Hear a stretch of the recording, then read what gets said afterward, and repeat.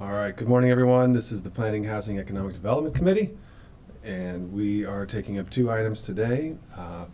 The first is proposed legislation that our colleague, Councilmember Craig Rice, has drafted on radon and seeking to protect tenants from radon exposure.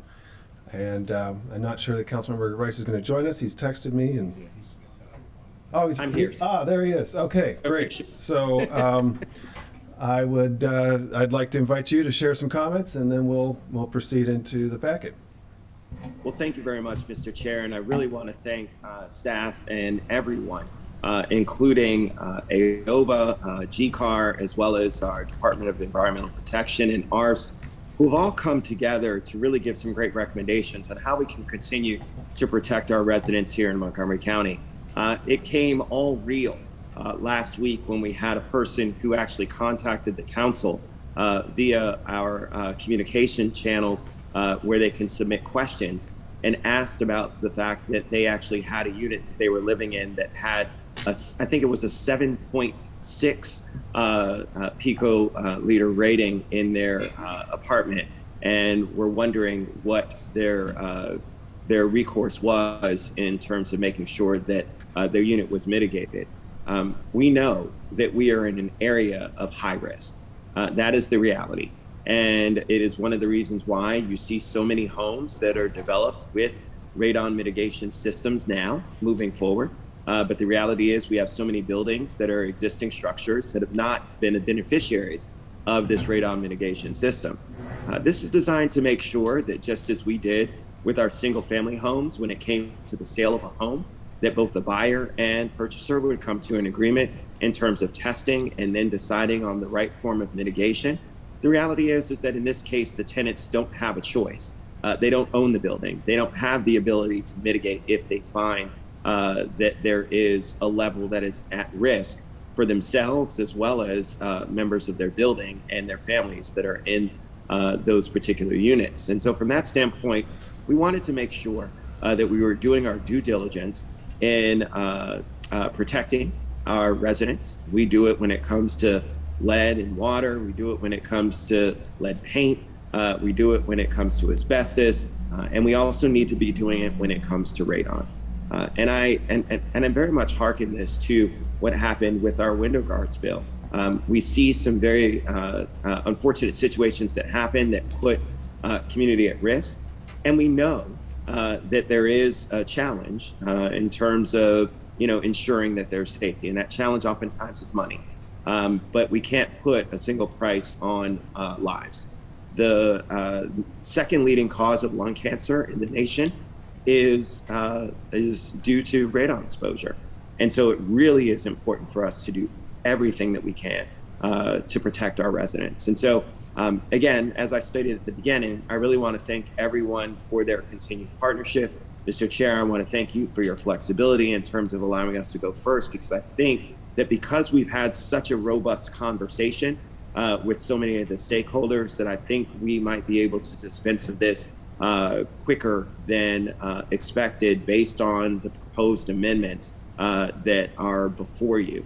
I know that they've been submitted by council staff, and so I just wanted to highlight them very quickly. The first one is narrowing the scope of which rental units are required to be tested. 100% of units with ground contact in multifamily buildings, rather than simply those below the third floor as originally proposed. This greatly reduces the number of units that would need to be tested. And as radon naturally occurs in the soil, the reality is that it makes sense for us to be testing the most susceptible areas of risk for our tenants. Second would be referring to the EPA standards for what a level of radon should be mitigated to. The original language actually asks for a required mitigation to a level of 2 picocuries per liter. Using current EPA standards, we would actually raise that to 4 picocuries per liter, which is the action level for mitigation. And so that's actually something that we heard from some of our stakeholders that said, hey, we're asking for something that's a little bit too stringent. And so we certainly moved that back and doubled the standard. And then including dispute resolution language when a tenant and landlord have different test results, so that it's clear professional tests supersede other home test kits. While we know and we trust that these home test kits are good, the reality is that nothing is better than a professional test. We know that across the board for anything. And so from that standpoint, if there is a professional test that's done, that would supersede and that would eliminate the concern that some of our landlords may have for tenants who would somehow be trying to jeopardize a test for whatever reason. Although that really doesn't make a lot of sense, but we certainly wanted to err on the side of caution. So those are the three amendments that you have before you.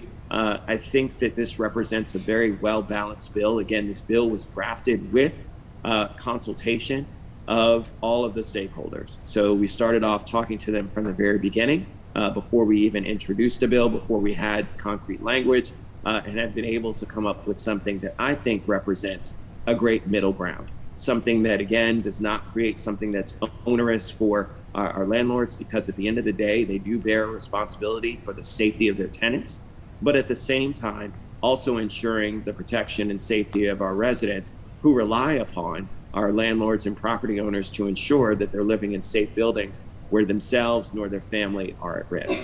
And so I really want to thank all of you who have been continuous leaders when it comes to the space in supporting safety of our residents.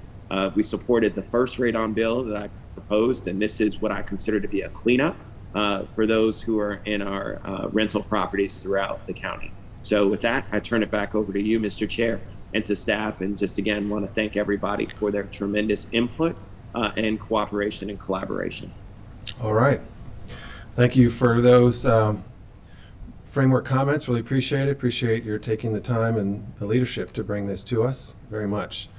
And I just wanted to make a very general comment, which is a lot of the focus has been on testing, but the really powerful part of this bill is you have to mitigate the property when it tests above the safe level of radon, and that's what we're trying to achieve here, is that everyone lives in a unit that is safe. And the EPA has been very clear as to what their standard is, and so this bill will not only establish a testing protocol, but it has the mandate that a landlord has to mitigate radon in the unit, and that does not exist today in the county law. So you could have a unit that has extremely high levels of radon, and the landlord has no obligation to actually mitigate that. So this bill changes that. So that's very significant, actually. I think it's sort of been missed a little bit in the conversations. But I just wanted to highlight that once again, because it's really that's one of the big impacts of the legislation. Okay, so Ms. Cartney-Green will walk through the packet. I have a couple of small questions. There may be some tweaking language. I don't know if my colleagues would like to make a comment before we proceed into the packet. Okay, as we go. All right, good morning. Good morning, Chair, and good morning, council members. Before I begin, I just want to notate at the table here with me today is Stan Edwards with the Department of Environment Protection, and then we have Director Nasim Nagam that's here as well as from the. Good morning, everyone. Asim Nigam, Director, DSCA. I think the committee knows some of us, but then some are new to DSCA, or not Ivan. Ivan has been with code enforcement for a long time.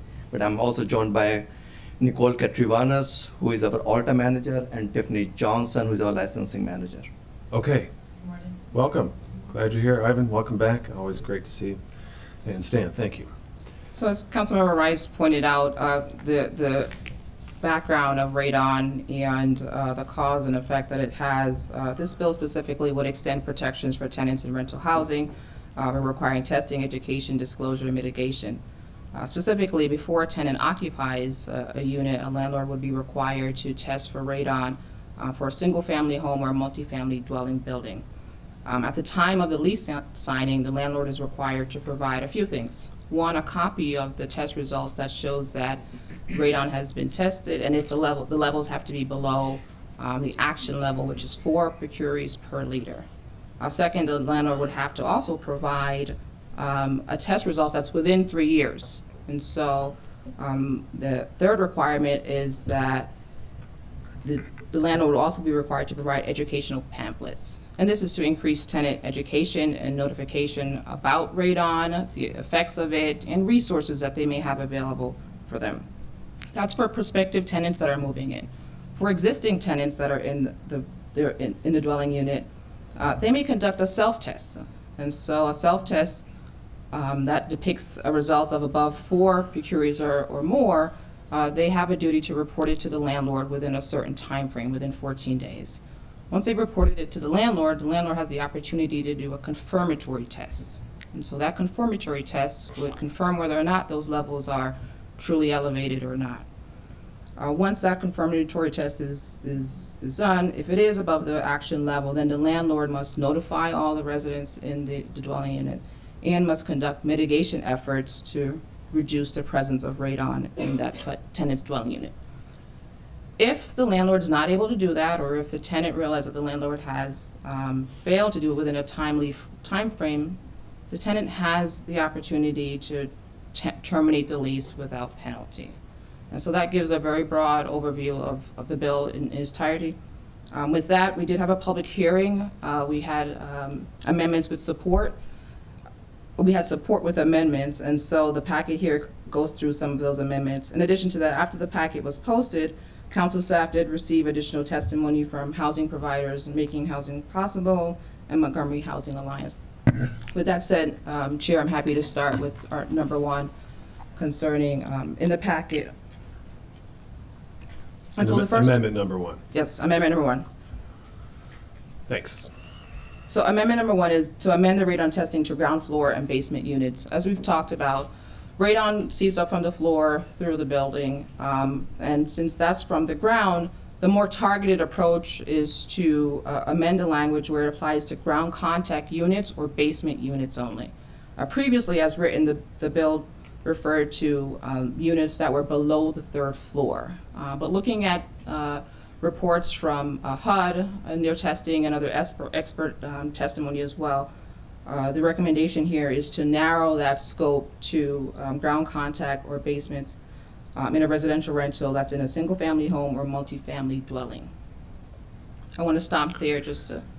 Yeah, no, I think that's appropriate. You know, radon seeps up through cracks, you know, where the ground is in contact, and then it dissipates. So the further you get away from that source, the less likely it is to be evidence. So, you know, this is a way of focusing on where the problem is, and if you're not finding the problem at the ground level, you're not going to find it at the 2nd or 3rd level, right? So presumably this would catch all instances of radon that would be in the building.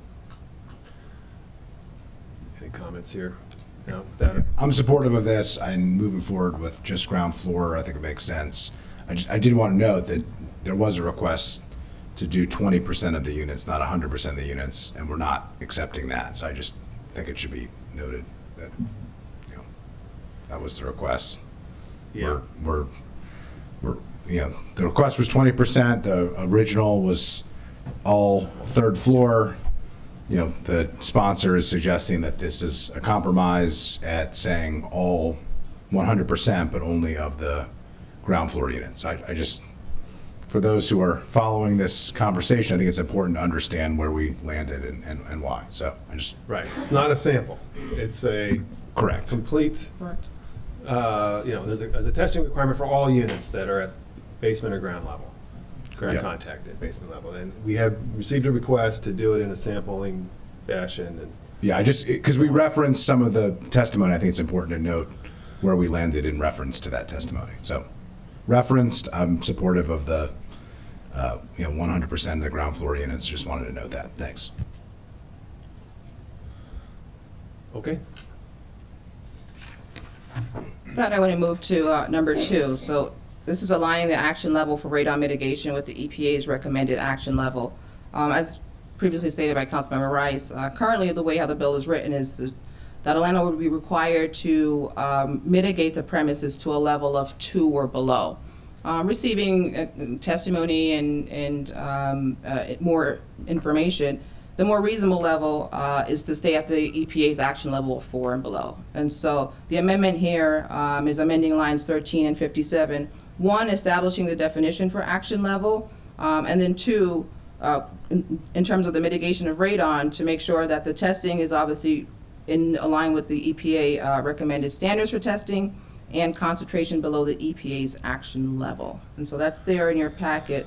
I'm happy to read it through if that makes more clearer, but No, that's fine. I wanted to ask a question on this one. So we received testimony from a company here in Maryland that makes radon equipment, testing equipment, and they recommended that when you can't get to 4, there's an alternative measurement called working levels that in unusual cases, does anyone have any comment on that, whether that is a desirable alternative in the mitigation standard?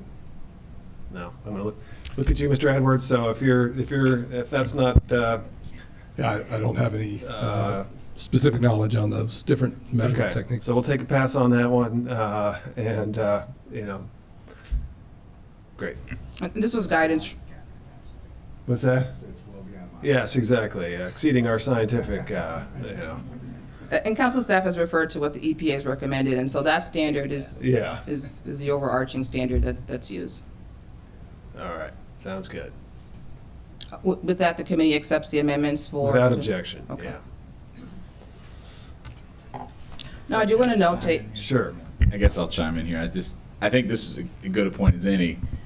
We want to go with the EPA recommendation, and that's where they put it at 4 PCIL, which Councilman Rice pronounced perfectly, and I won't try to repronounce the unit of measurement there. But I think it's important to remember that, radon exposure, the fact that we had already been testing is good because we're ahead of a lot of other municipalities and local jurisdictions, is the leading cause of lung cancer for non-smokers. That's what we're trying to prevent here, that gas seeping up. And I think Councilman Rice probably knows better than I, but a lot of people pass away from lung cancer that's based on this a year. It's above 20,000 people. So we really want to make sure we're capturing it. And I think keeping it at this level is important because that's the level where something needs to be done about it. So just wanted to mention that. And if there is, I remember that testimony,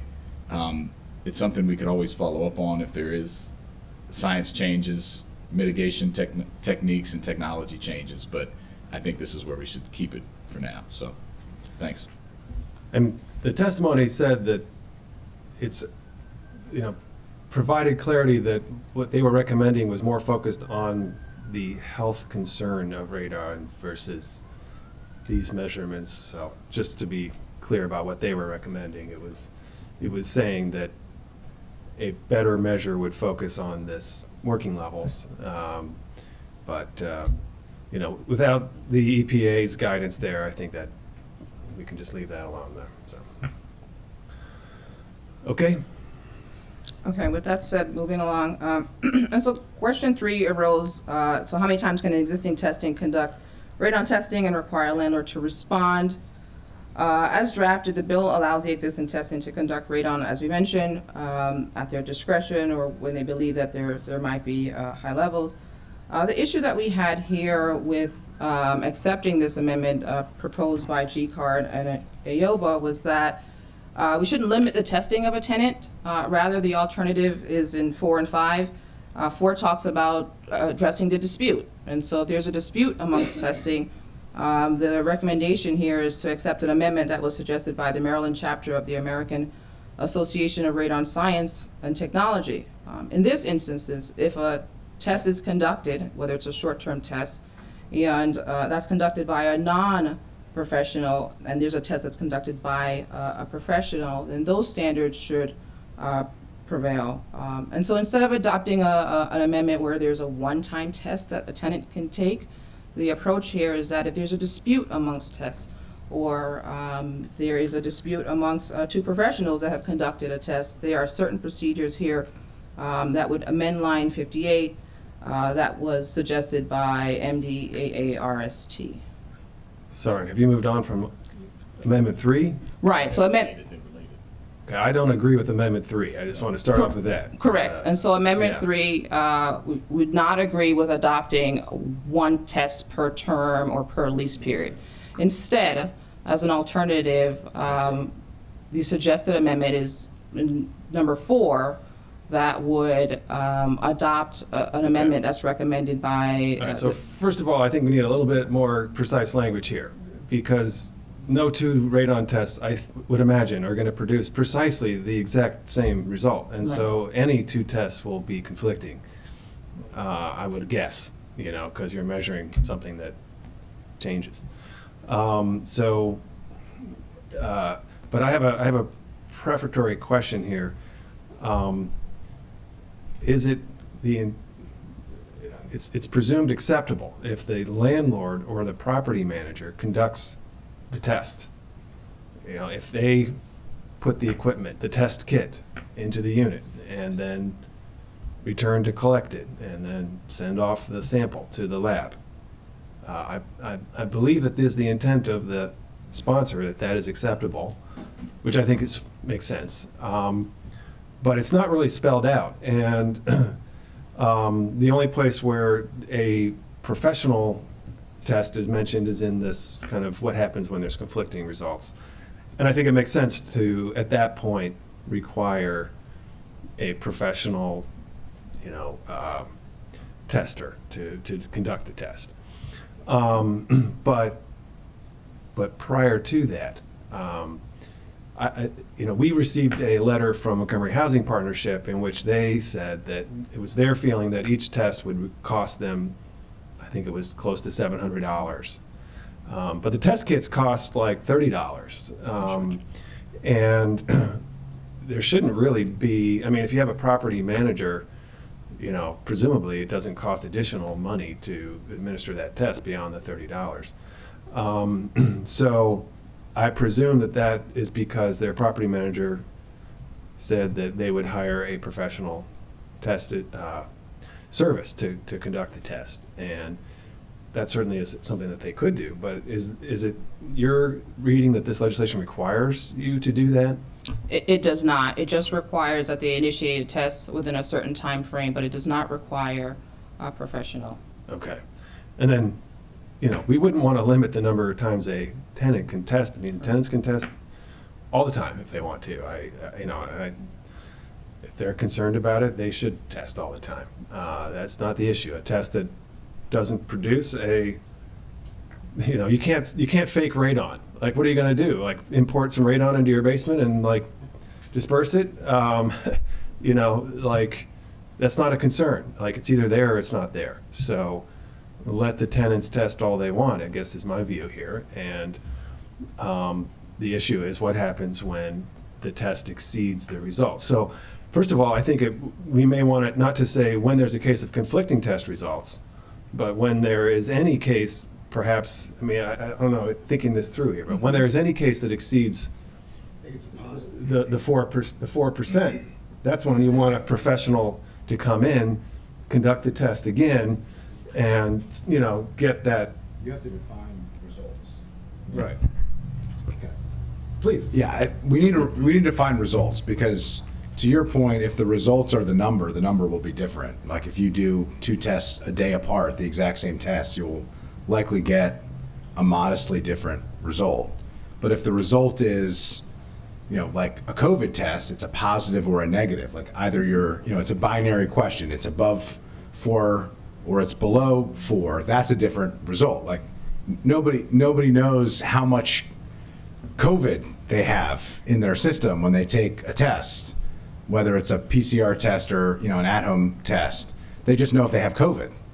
And that's really what we're writing this bill to say. It's, it either is or it isn't. It either is, at a level that is above the EPA recommended level for a healthy environment for someone to live in, or it's not. So either we have to spell that out or define what test result means as part of the bill language, to say that it's not the number that's the result, it's the presence of above the APA recommended level of 4 or not. Because, I mean, that's what we want. If somebody says it's below and somebody says it's above, then you need a professional test, and that's what carries weight. I do have a few other questions on this, which I think we need to flesh out as well. And I agree. I'm not comfortable telling a tenant that you can't test for unhealthy levels of anything. I mean, if somebody wants to spend $30 and because they're concerned for the safety of themselves or their family, they should have the ability to do that. And if they find that there is, a concerning level, they should be able to have a recourse to get it mitigated.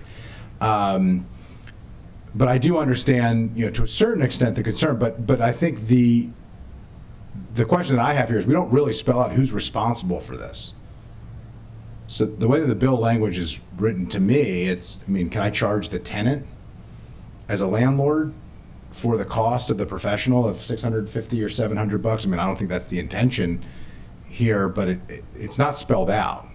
So I do think, just as a suggestion in this language, I think we have to say, whose responsibility is what? Are they splitting it?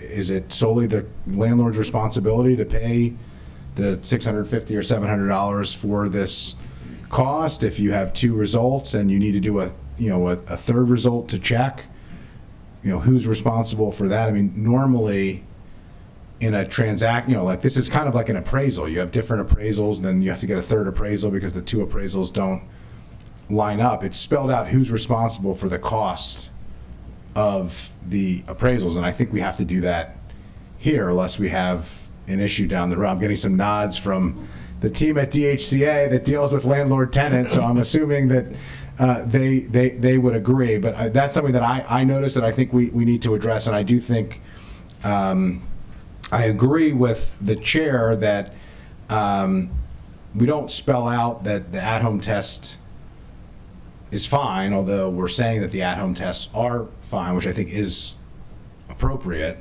But we are saying if there's 2 different results, the dispute, it has to be handled by a professional.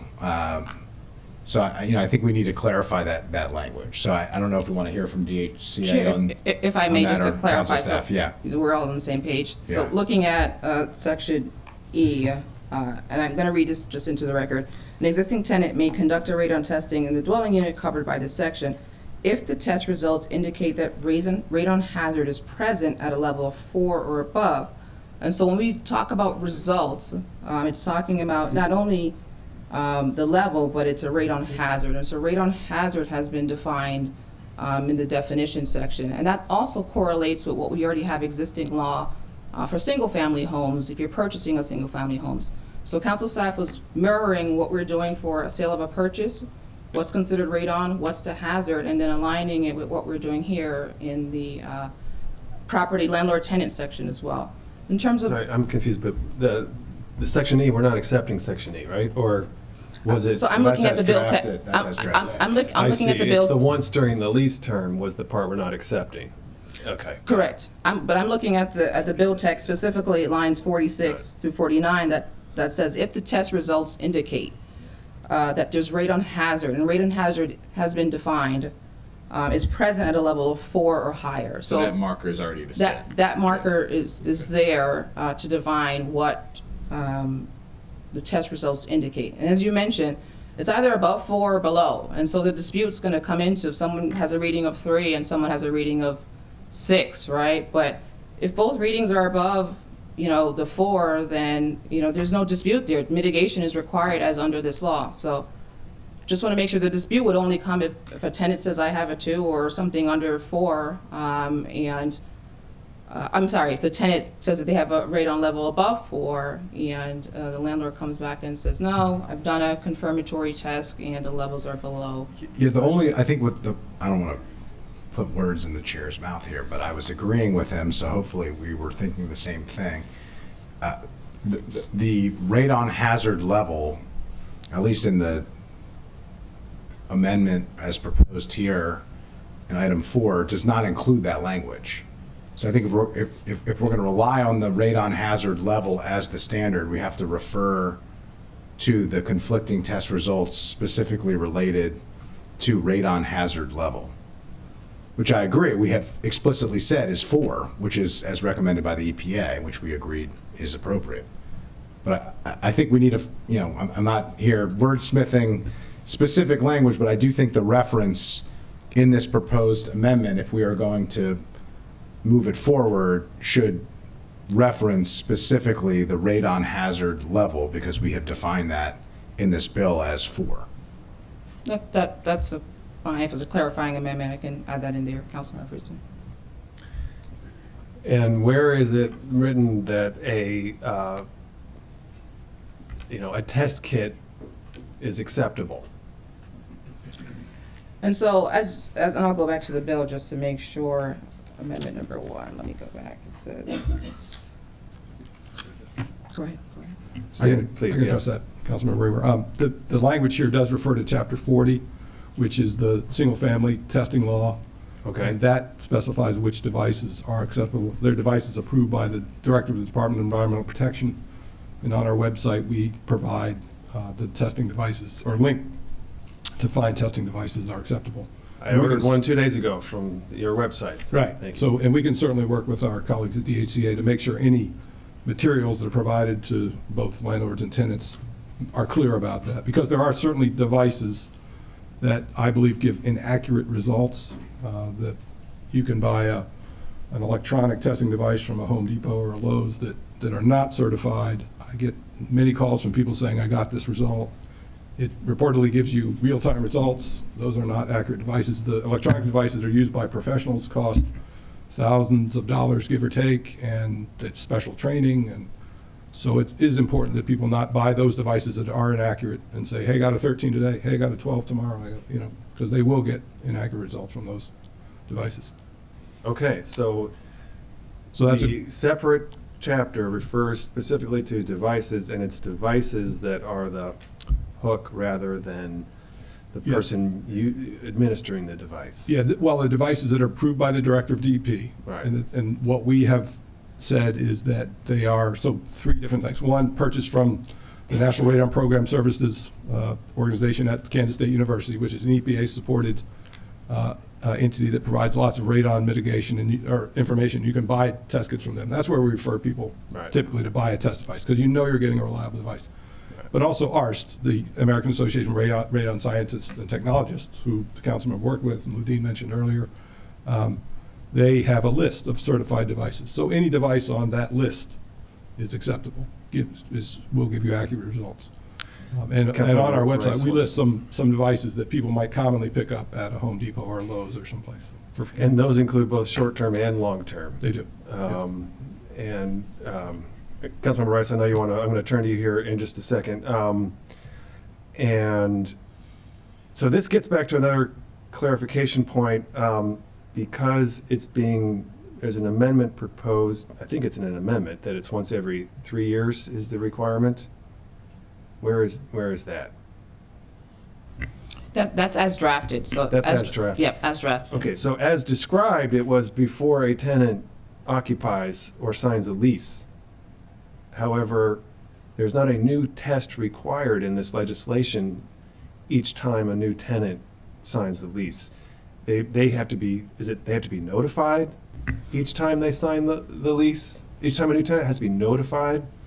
Is that what it is? A copy of the results A and, copy of the results have to be shared. So it could be that the results are from a year or 2 prior, right, but they must be notified each time. right. Got it. That's a helpful clarification. Councilmember Rice. Well, I think you guys have worked through it.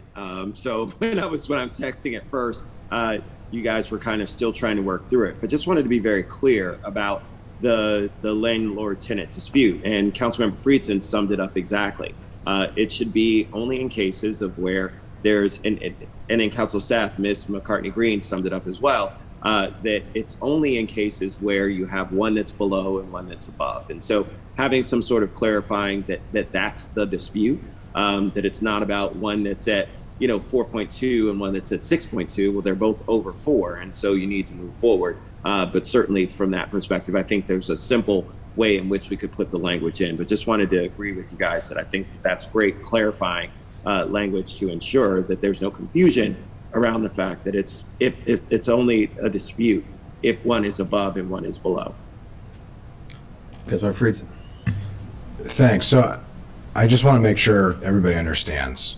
What we were talking about earlier is basically people, the chair mentioned a $30 test. I went on, online and looked to see what tests were available. What Mr. Edwards is sharing is that many of those tests are not accurate and should not be used. And you mentioned, and I just want to make sure I heard this correctly, tests that are the same tests that professionals use that cost thousands of dollars. So I just want to make sure you gave 3 examples. I'm presuming that the third example are the less expensive versions, but it's not realistic to expect a tenant to spend, $1,000 for a test, when they have rent that's $1,200. I mean, that's crazy. So I just want to make sure before, as we understand like what we're expecting people to be able to do and not to do, that we clarify that. And it could be that I just misheard. Yes, so if I could clarify. So what I'm referring to, thousands of dollars, is a piece of the testing equipment, an electronic device that a professional tester may use. They could use a test kit as well. The ones from Kansas State, for example, cost $17. But the devices that they use over and over again, they take it to a property, they do a test, they take the device. Those are very sophisticated pieces of equipment. That's Got what it. costs. It's a piece But of the equipment. $17 equipment that test you could recommend is a perfectly give valid accurate test. results. Absolutely. Okay, I just think it's very important that we educate here, I think both for landlords and for tenants, because this is a new world for most people, I think. I mean, I'm not an expert in radon testing. I don't think most people are, unfortunately. It's one of the reasons why the sponsors, I think, put this forward to make sure that people are aware of the issue that is here that Councilmember Jawanda was talking about earlier. So I just think it's really important that DHCA work with DEP and make sure that folks understand what options are available, and really encouraging accurate $17 tests and making sure people understand. I don't want somebody to spend hundreds and hundreds of dollars on a test that they don't need, or to spend money on a test that we think is not going to garner legitimate results. It sounds like those are available, but we need to make sure that a tenant doesn't do what I did and just go on Amazon and find an Amazon select one that had 4 or 5 stars, right? I mean, that's what I would have done, because that's what I did on Friday to understand this and see what the cost would be. So I just think that that's really important. But I'm glad you clarified, because when you said thousands of dollars, I got very nervous that we were setting completely unrealistic expectations of what people actually could. Just a further afford. clarification. I think many people, when they go to Home Depot or onto Amazon, they see an electronic testing device that'll test for radon and carbon monoxide and all sorts of things. $65 gives you real-time reading. Well, that's great. I'd love to have that. Those devices, in contrast to the pieces of equipment that cost $1,000 or more that a professional used and is trained on, that was the distinction I was making, is that those testing devices do not provide accurate Well, it results. sounds like a great opportunity for education, working with DEP and DHCA to make sure everybody understands what's a good device and what's not a good device. But I think that is helpful.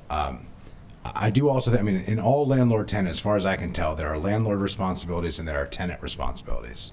So I do still think we need to clarify, what responsibility, and make sure that that is in the language. And if I miss that, then, we can reference it. But if not, I think we need to add it to make sure that we understand who's responsible for what.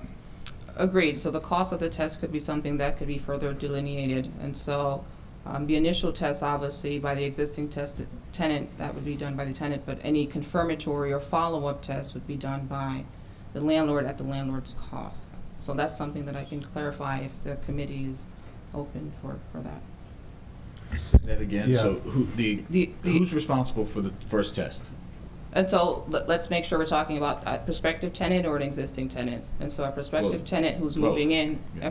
prospective tenant who's moving in, the landlord's required to perform the test, provide the results prior to that tenant moving in. An existing. Which could be 2.5 years old. Just to be clear, what Could we're be saying. ten. To be practical, Right, yes. right. Right. It could be the same test results for 3 tenants if they move out every year, or, Right. I just want to make sure we're, The yeah, window. Yeah. for an existing testant that may choose to do a short-term test, the same $17 test that they may choose, that they would do that on their own, right? But if they presented a higher elevated level, they would present that to the landlord, and the landlord is required to do a confirmatory test and any follow-up. And so that cost, I think, Councilmember Friedson was referring to, like, who pays for that confirmatory test? And so The The landlord. landlord. my suggestion, Yeah. you know, if, to make it clearer, I can delineate Yes. that in Yeah, I think it's language. assumed, but it's It's not, assumed. it's not stated. And It's assumed. normally in Let's clarify. landlord-tenant, we Once a say, year- whose responsibility is what? Once every 3 years, the landlord is responsible for testing the unit. Yeah, I think And must notify any tenant, new or existing, of the results of that test. Anytime and then a tenant may test as much as they want, but additional, more frequent testing than that would be the obligation of the tenant, if that's what they would like to do. Unless a Maybe result something comes over in 4. that exceeds 4, at which point it is the landlord's obligation Yes. to conduct a professional test and then to implement mitigation. Correct. Okay, so we'll clarify that. Yeah, and then the one other thing I just wanted to know is related to the type of test, the cost of test. One of the concerns that was raised by the affordable housing providers was the cost, and you noted that, Chair Reamer, earlier. The reason why the affordable housing providers have stated that they would have to pay for the professional test is due to liability. But I assume that if we have DEP specifically stating what tests are acceptable, that would mitigate that issue. That, we have, the government is basically giving you safe harbor to say, if you use these tests, those are legitimate test results. Is that reasonable? I think it's reasonable to say if you use a testing device that is approved by the department and follow the instructions of the testing device, it will give you accurate results, yes. Okay, I just wanted to, because that was another main concern that was raised. That was where the $650 to $700, for each test for each unit. But if we have DEP, and I just think it's important that DEP's approved devices are, shared with DHCA in a timely way. That DHCA is making sure that all of your affordable housing providers are aware of it. That every registered landlord is aware of it, that tenants are getting it through the lease, as part of the form templates that you provide. So, okay, thanks. Okay. So we'll get We that, add that. Correct, Come yes. back to, we could do the actual language sometime between now and full council, I'm assuming. Yes. Because I don't think we want to wordsmith that right now. No, we don't need to. Chairman Reamer, if I can just add one other thing. Since we're talking about the dispute here, so let's say if the tenant's test comes out higher, 4 or higher, the landlord does their testing, and let's say it's 3, then obviously there's a conflict. Then the third test needs to be done. It's not clear in the bill, but we want the landlord to pay for the third test. They should not pass on the cost of any other test to the tenant. Yes, and I guess, did we just clarify that sufficiently? Yes, so any Okay. confirmatory follow-up test would be done by the landlord, and the Yes. cost would be by the landlord. And just Yeah, go ahead. Yeah, so I just want to clarify. So the way you describe it, I think, is slightly different from what I think the bill is saying. Any tenant at any point can test for anything, including radon. So just to be clear, nothing in this bill is preventing that from happening. There was an amendment that may have suggested that there was some level of prohibition. Nobody here is comfortable with that, so we're not moving forward with that. If a tenant, presumably using an at-home kit that is approved by the department, gets a result that is above the radon hazard level at 4, then they would notify within 14 days their landlord. We did this test. Here's the test we used. It showed 4, plus, et cetera, et cetera.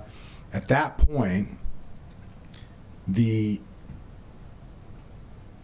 landlord is going to do a professional test and is going to pay for the professional test. Like, there would not be an at-home test, I presume, at that point, because an at-home test that shows below the hazard level would require a professional test.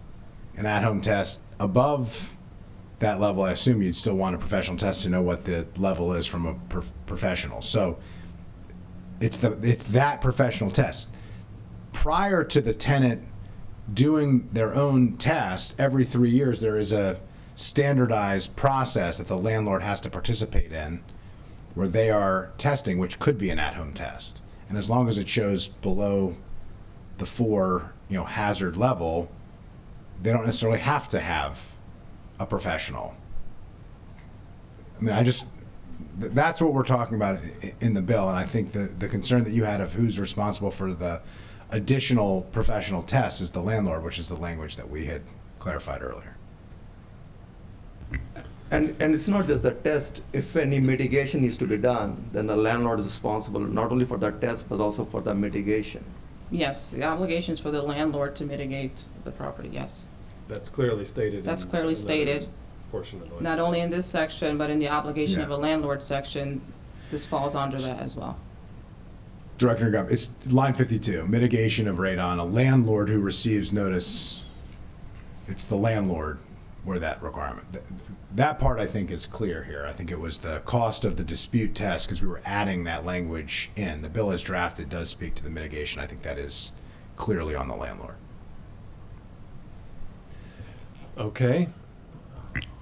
Ready to move on to question 5 unless there are other amendments to. No. So- All right. So number 5 is just the notice to the landlord regarding termination of lease. So as drafted, the bill will allow a tenant to terminate a lease if the landlord does not mitigate radon levels in a house, apartment, or unit. So the recommendation here is just notice. And so the line that's being added here is a tenant must provide the landlord with a 30-day notice prior to vacating the premises. And so this is just strengthening the language here that they have the option, and if they're going to use that option, they should provide the landlord notice of them vacating the property. I have a question on this one. Just, and maybe Councilman Rice can chime in. In the bill as drafted, there was no notice requirement? In the bill as drafted, it was just listed the option. And so the What do you notice mean the option? that if the landlord does not timely mitigate the property, the option is there for the tenant to vacate the property. Right. But the notice provision was not previously there. So I just don't understand if, and you guys we got our Inspector General here, not official title, but there is an Inspector General. She's doing, a great job.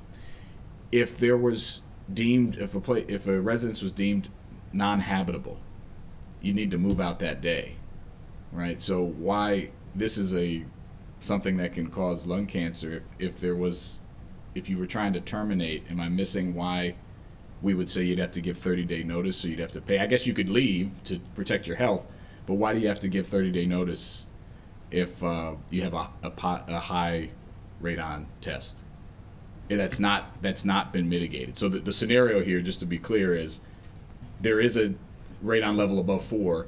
The landlord has not mitigated it, but I've got to provide 30 days notice before leaving and have that financial burden of an extra month. Am I reading that right? And so there's a couple of things here. So the notice provision helps to clarify between the landlord and the tenant why the tenant is leaving. Sure. And so whether 30 days, we could put it as 7 days or 14 days, like we can Right. reduce the number, but the notice of itself clarifies why that tenant is leaving. So right? yeah, why, I'm not against notice. I mean, you should write a letter and say, hey, you didn't mitigate the radon Right. level that was through the previous process was determined to actually be above 4, so I'm Right. leaving. But I think that could be a same, why is that not effective upon receipt? Go ahead. Councilman Jerome, if I could just clarify something about radon versus, say, carbon monoxide Sure. or smell natural gas. Those things, leave immediately. Get out of the properties right away. Radon, the effects of radon occur over a long period of time. So it's not an immediate hazard. I'm not suggesting anything about the time frame. That's a policy question. But I just want to assure people that if you get a measurement of a high radon reading, it doesn't mean vacate the house immediately. You do want to fix the problem. You do not want to be in the building for the long term, but it's not like carbon monoxide, for example. Well, yeah, I appreciate that. I mean, we don't know, no one knows when that point is of when you get the exposure that leads to lung cancer. So none of us are doctors here, but at least I'm not. But I would think we would want to err on the side of, we're in a very difficult housing market. We're going to talk about that in the next item.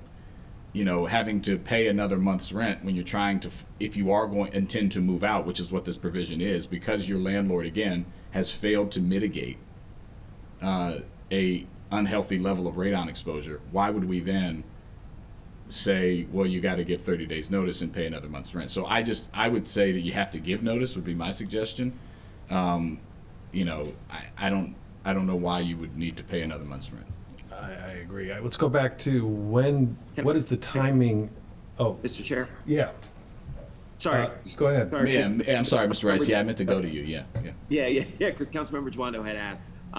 That is not one of the amendments that we necessarily proposed. I know it was proposed by some of the folks that are there. In terms of notice, 30-day is not a definitive number. And so from that standpoint, I'm wide open to whatever the committee. 5 days? Right. So I do agree, notice. I do also agree with Mr. Edwards that it's not something where you need to immediately vacate the house that second. But I do agree that living in an environment that's not healthy is not a good thing, especially after you've already gone through this process of the testing. So that's already taken some time as well. So if you pick 7 days or 2 weeks or whatever the case may be, a couple days or even upon receipt, I think all of those are fair because it's not as if this process hasn't been ongoing for a period of time as well. Okay, I'm a little confused. So, as the bill is drafted, if the tenant has a termination right, is it only if the landlord fails to mitigate, or is it if the tests show higher than 4%? No, it's only if the landlord fails to mitigate. And it may be on the landlord. The landlord may say, I don't have the means to mitigate, right? And so also give the option to terminate without penalty. And so, but this is if the mitigation does not happen, then the landlord and the tenant And has in to- what period of time? How long? 90 days? And so after So 90 days. they have 90 days 90 to days, mitigate. right. So this is, the test results come in. The tenant and the landlord are both notified at this point that there is a higher level of radon Failed to mitigate. than the EPA recommends. So both parties at this point should be starting to think about next steps. I agree that the 30-day notice after 90 days seems beyond what is necessary because there was a 90-day lead up to that point, and there were points in time, particularly for the landlord, even more so than the tenant, frankly, to know if the mitigation was going to be cost prohibitive, if there were going to be challenges, if it was going to take longer because it required, soil mitigations and other things that are beyond my understanding or capacity. So, I agree that we should figure out what that is. I think, 14-day notice is what we have here. I think, 14 days or less is appropriate. I'm open to, if my colleague wants to share it, I'd probably go along with what he suggests. Yeah, I'd like it to be no, just the day of, but in spirit of compromise, could we say a week? Yeah, 7 days. You're going to need time to make alternative arrangements to yes, I think, I think a week is appropriate. So I think 7 days, Right. written notice, and I think it's important to note here, there's 90 days before this. that, right. So, Yeah. in a normal circumstance, I don't think 7 days is proper notice, but, there is preliminary notice here based on mitigation, and a landlord should have ample opportunity to know that things are not heading in a productive place to have things settled in 90 days. And you would hope that there's an open line of communication on the mitigation and how it's going in that 90 days. I understand that doesn't always happen, but in a productive scenario, that is how it should be working. Okay. So 7 days. I'm fine with that if colleagues agree. That's fine. Unless you want to go lower. I personally don't know that I see a need to provide notice I don't longer than, because I think if the test result after the mitigation, because there has to be tests then after the mitigation. So you do the mitigation, then you conduct a test result. The test result comes back and it doesn't show that you successfully mitigated below 4%. I don't know. I don't see why you'd require a tenant to continue to pay rent in that Well, unit. I could foresee the issue being something along the lines of at what point during the mitigation does the landlord prove through a test at that point that it's been mitigated? And at a certain point, if you're getting 90 days to mitigate, Yeah, how does that work, by the way? Like, so you get 90 days to mitigate. Who comes in and tests that it's been mitigated and assures the resident, the It's the tenant? same service, right? Yeah, the same confirmatory test to show that those radon hazards have I mean, been it's the lower. environmental service you use to Mitigate, do would the do mitigation. test, and that has to be presented to the tenant, presumably? Can you say that within 2 weeks? Okay, within 2 weeks of the mitigation reaching that level. Okay, so that, which could happen, has to happen within the 90 days. So let's say they take the whole time limits, 90 days, within 2 weeks of after the 90 days, that has to be presented to the tenant. Either I could do it or I couldn't. Hopefully there would be communication, like if it was going in the wrong direction. But if it wasn't, at that point, this is what this would kick in, where the resident, and let's say we have a totally adversarial relationship, this would kick in, the tenant gets back, you say, hey, well, I tried or I didn't try, 90 days. It's either I didn't do anything or it's above after we tried. The tenant could then leave, get their security deposit back, and the question we're solving here is how much notices they provide, which is also analogous to how much more rent do they have to pay until they find a new place to live. And Councilman Joando, another way to look at it also is that providing the notice to the landlord is, landlord may come back and say, I'm having another test being done, whether or not there's leeway to talk about staying in, because we know moving out is also cost burden Sure. on the tenant as well. So that notice just triggers both parties to talk about whether I need to leave or the landlord is proactively working towards mitigating those levels. And so Well, here's the other thing, is like, to mitigate radon, if you're in a basement apartment, how do you mitigate radon? You have to open up the floor, right? So, don't you? Let's hear it from our experts. You have to find the holes in the floor, and you Yeah, I have to think seal them. well, that's not my bailiwick per se, but I think they put a pipe in the floor and then they vent it out. So, but that's a subterranean pipe. It's like it's in the dirt, and it pulls the gas. I know this Yeah. because I've done this. It pulls the gas through the soil into a pipe, and then it expels the gas out of the house, right? Well, Stan? they're dependent upon the construction of the building. There are Right. different ways to mitigate. So one of the stakeholders referred to the standards of practice that EPA has for mitigation of radon in multifamily buildings or in single family homes. It's going to vary depending upon the structure of the building. So It's gonna vary. some are simple, some are more complex. Exactly, right. But certainly, one of the techniques used is to dig a hole in the ground, put a pipe in the ground that creates negative pressure, pulls the gas through the soil, and then expels it outside the unit. So if that's a basement apartment, that's a lot to live through.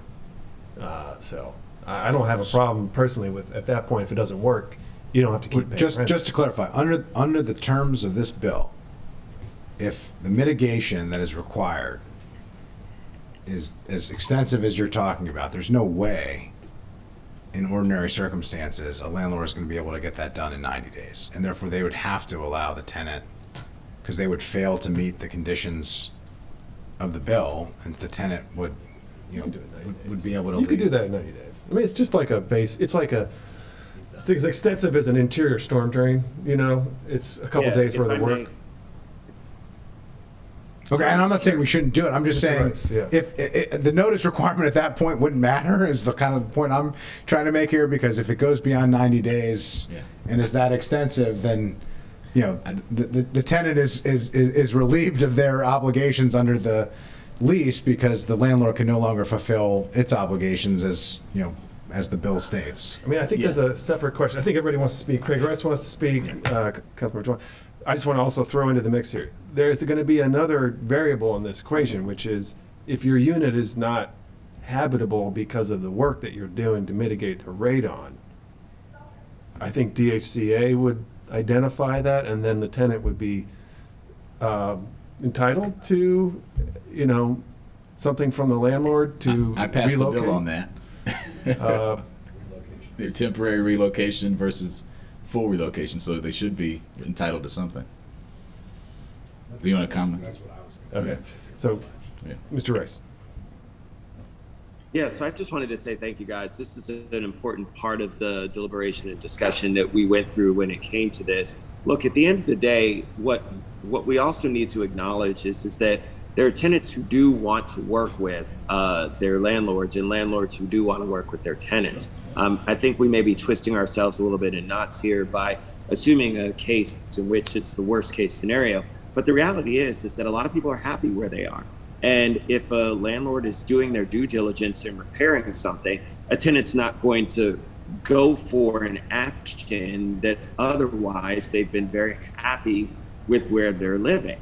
Now, if it's different, and if there are cases where first it was roaches and then it was this and it was this and it was that, then maybe in that kind of a case, sure, there'd be a scenario where a person would be like, you know what, I'm just done with this place. But I think that overall, understanding that a landlord's trying to do the right thing, to mitigate, to make a unit safer for those individuals, which is the reason why we're doing this, I think is incredibly important. And so from that standpoint, I do believe that we won't run into as many of these unless it's a situation where a landlord either refuses or cannot mitigate a property. And either way, then the property shouldn't be inhabited anyway in either of those cases. So I think, again, for us, it really is just about having that language, and I do support having some sort of language that has notification. But again, whether that notification is 7 days, 1 day, same day,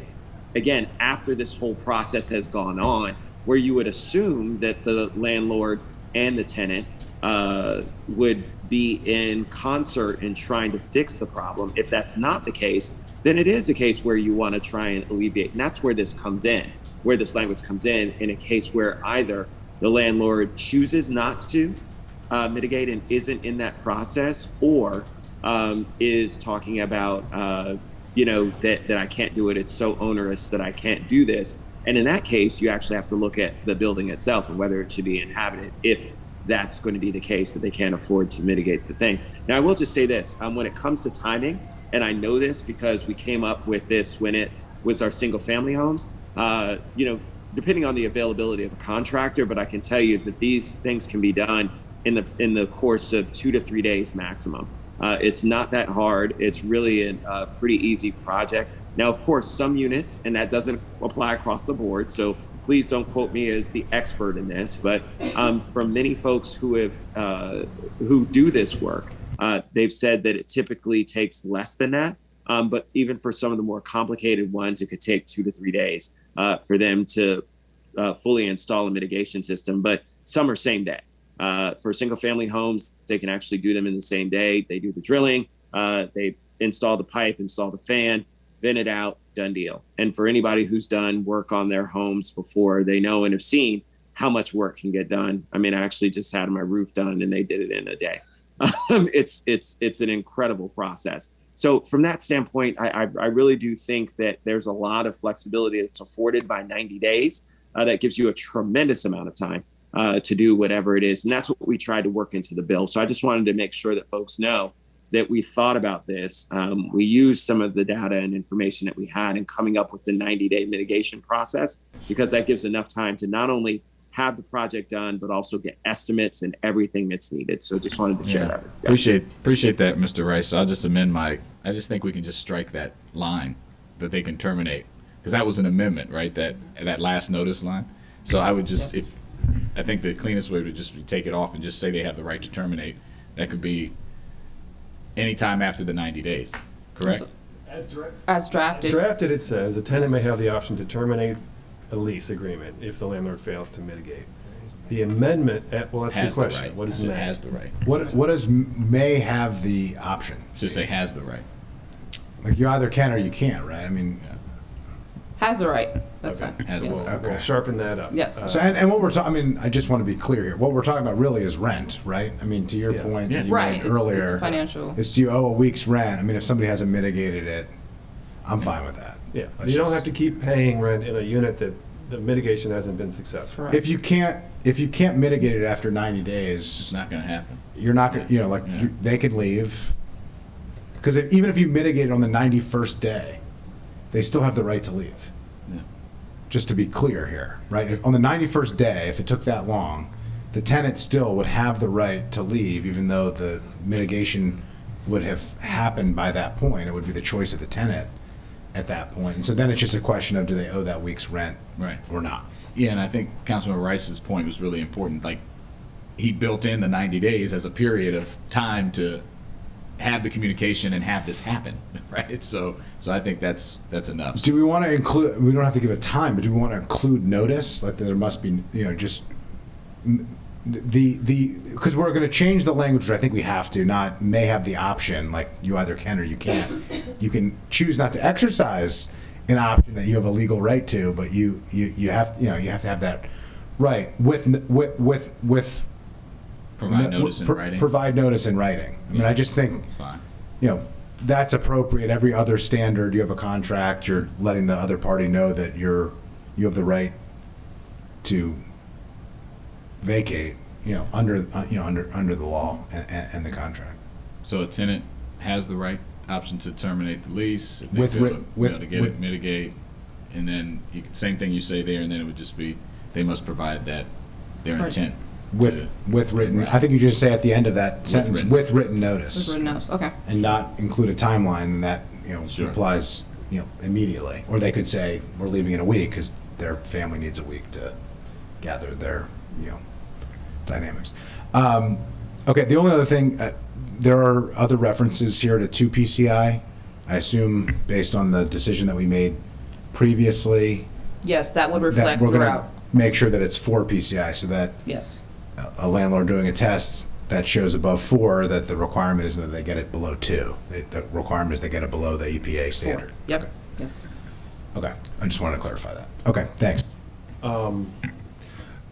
There was one other issue I wanted to raise. So if a unit has tested higher than 4, I think at that point, all the units at that level in the building should then be tested. So, you know, presumably, well, because of the law, all units will be tested every 3 years. And it seems like radon is something that could vary, you know, based on certain variables in the soil. But, you know, once a unit has tested positive, I think the landlord should then have the obligation to test all the units in that building. Any comment on that?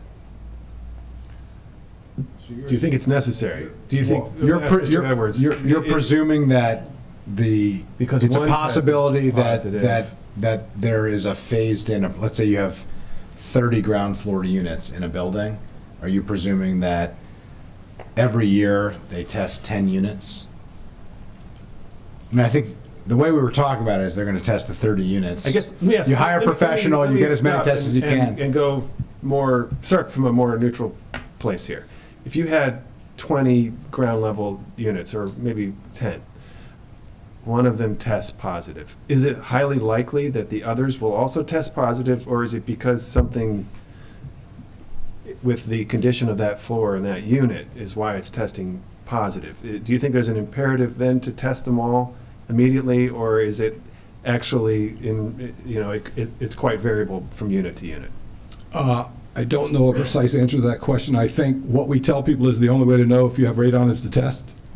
The fact that there was, in single-family homes, you can have a house that has high radon, next door doesn't, next door does, next door doesn't. Yeah. Again, depends upon the soil and also the condition of the building. So the radon seeps into the building through openings in the foundation, cracks, pipe penetrations where the sealant has degraded. So Okay. the fact that one has a high radon level doesn't necessarily mean that there I are see. others, but there's certainly radon in the area because it's gotten into that one unit. So I will say the EPA standard, if I recall, was every 5 years. They recommended a test in the multifamily ground level, and we're doing every 3 years, so maybe that's satisfactory. And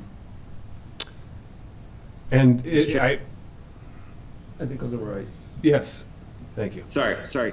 To that point, when there is a positive test that's reflected, Ms. McCartney Green, isn't it required that the landlord has to disclose to all tenants that a test has been performed and it came up high? That's true, Councilmember Rice. The Right. bill does provide for It notice. discloses to all, so then, Yes. right, that's right. And then the other tenants can order a $17 Yeah, kit. you got it, Mr. Chair. And, okay, that's good. That's a satisfactory. And then, I'm sure it's in there, but I just wanted to state it. The tenant is obligated to allow the landlord to access the unit to put the test kit in and then come collect it, right? I can answer that, but I also would refer to our Office of Landlord Tenant. But the tenant is required to provide the landlord access to repair any hazard or environmental concerns, and so that is required just under general landlord-tenant laws. And It's already required. yes, And this subsumes under that. Good morning, council members. Please turn on, so the light, there you Oh, go. there you go. Good morning, council members. Nicole Ketchamons from the Office of Landlord Tenant Affairs. A few things that I wanted to mention, and this is going back to the termination of lease for the tenants. I think it's important to actually include the language that says that they can immediately terminate, because if not, it's going to default to the law, which requires them to give 30-day notice.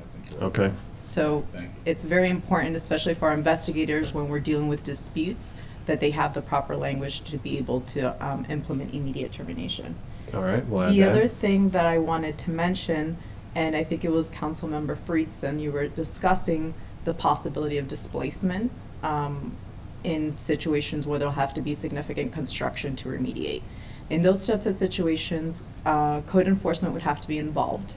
And if code identifies that the displacement would be temporary, so less than 30 days, and the law currently states that if the landlord is not at fault for the levels of radon, then the landlord is not responsible for housing the tenant during the displacement.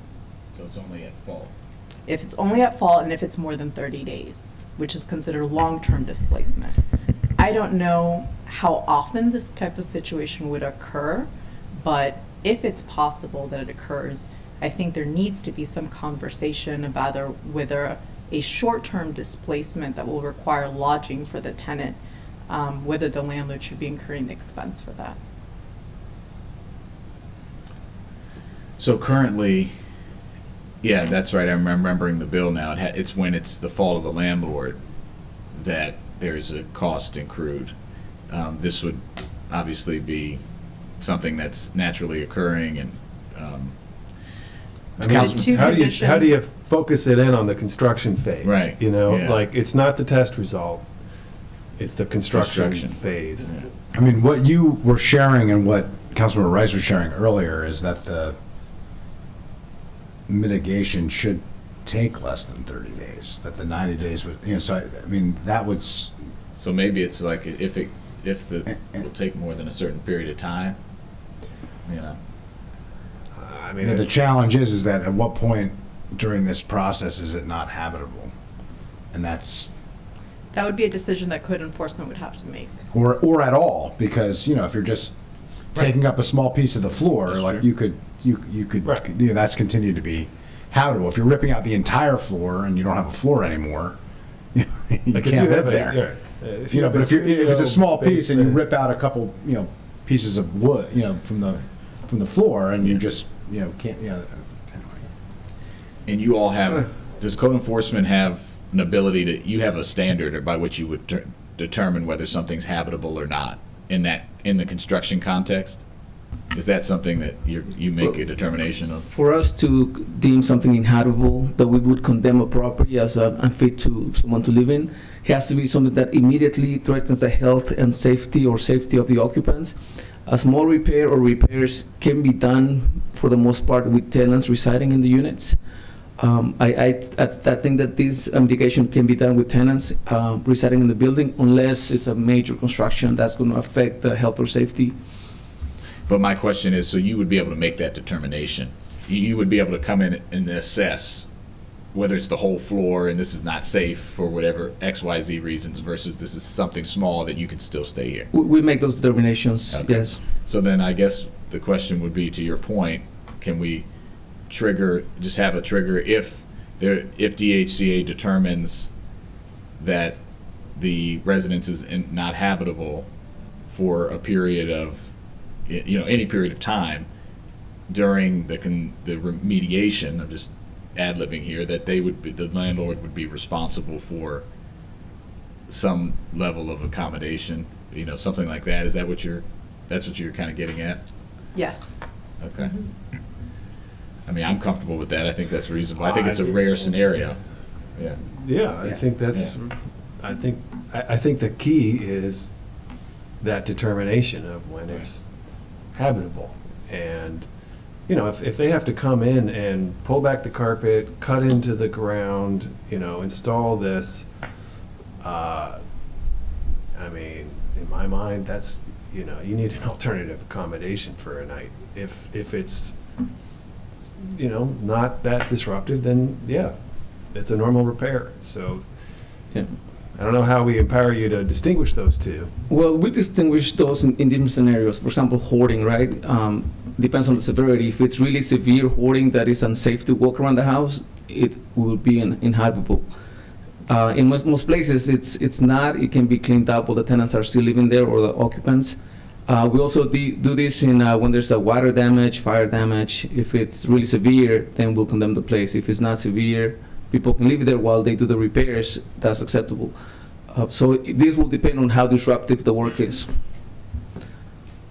To So mitigate. today, if you have a unit and the water bursts and you have no water, landlord's not obligated to provide you with alternative. If it's not at Housing. the fault of the landlord, they're not obligated. Okay. I don't know if this is something that anyone here can answer, but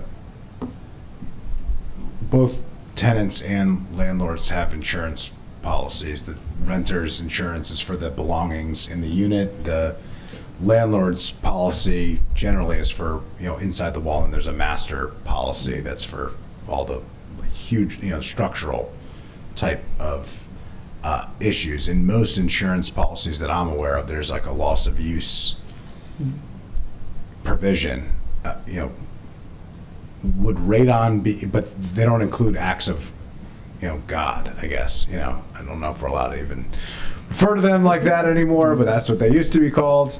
I'm assuming radon in the soil, normally I think of an act of God as like a hurricane, or a tornado, not necessarily the presence of naturally occurring gases, but I'm not sure. That may come into play here too. Just for colleagues to be, to be Councilor aware. Friedson? Yeah. Well, I can Please. actually answer for you because I know that renter's insurance coverage actually allows, if you're forced to move out of your rental property unexpectedly due to an unpredictable event, which we now call force majeure. I know because when I was in things, so that's your act of God. In those kinds of cases, the loss of use coverage of your rental's insurance policy can reimburse you for a hotel. And so in those cases to where you're actually at a loss and have to be out of your unit, what you just heard from DHCA is that oftentimes these can be done with you not being displaced from your unit. And so these are very rare occurrences, again, to where you'd actually have to be out of your unit. But in those cases, renter's insurance does cover for you to get a hotel. Just wanted to make sure you do that. All right. I think this has surfaced an issue that probably affects a whole lot of areas that need some careful consideration. So I don't know that we need to add anything at this time. Well, yeah, I just note, you brought up a point that there are other reasons a property is condemned, but I feel like under the law that we passed, my bill, that if the property is condemned, there is reimbursement when it's the fault of the landlord. Yes. If it's less than 30 days. If there is reimbursement, if it's more than 30 days. Sorry, gentlemen. If it's a temporary displacement, I thought there was still something in place for temporary as well.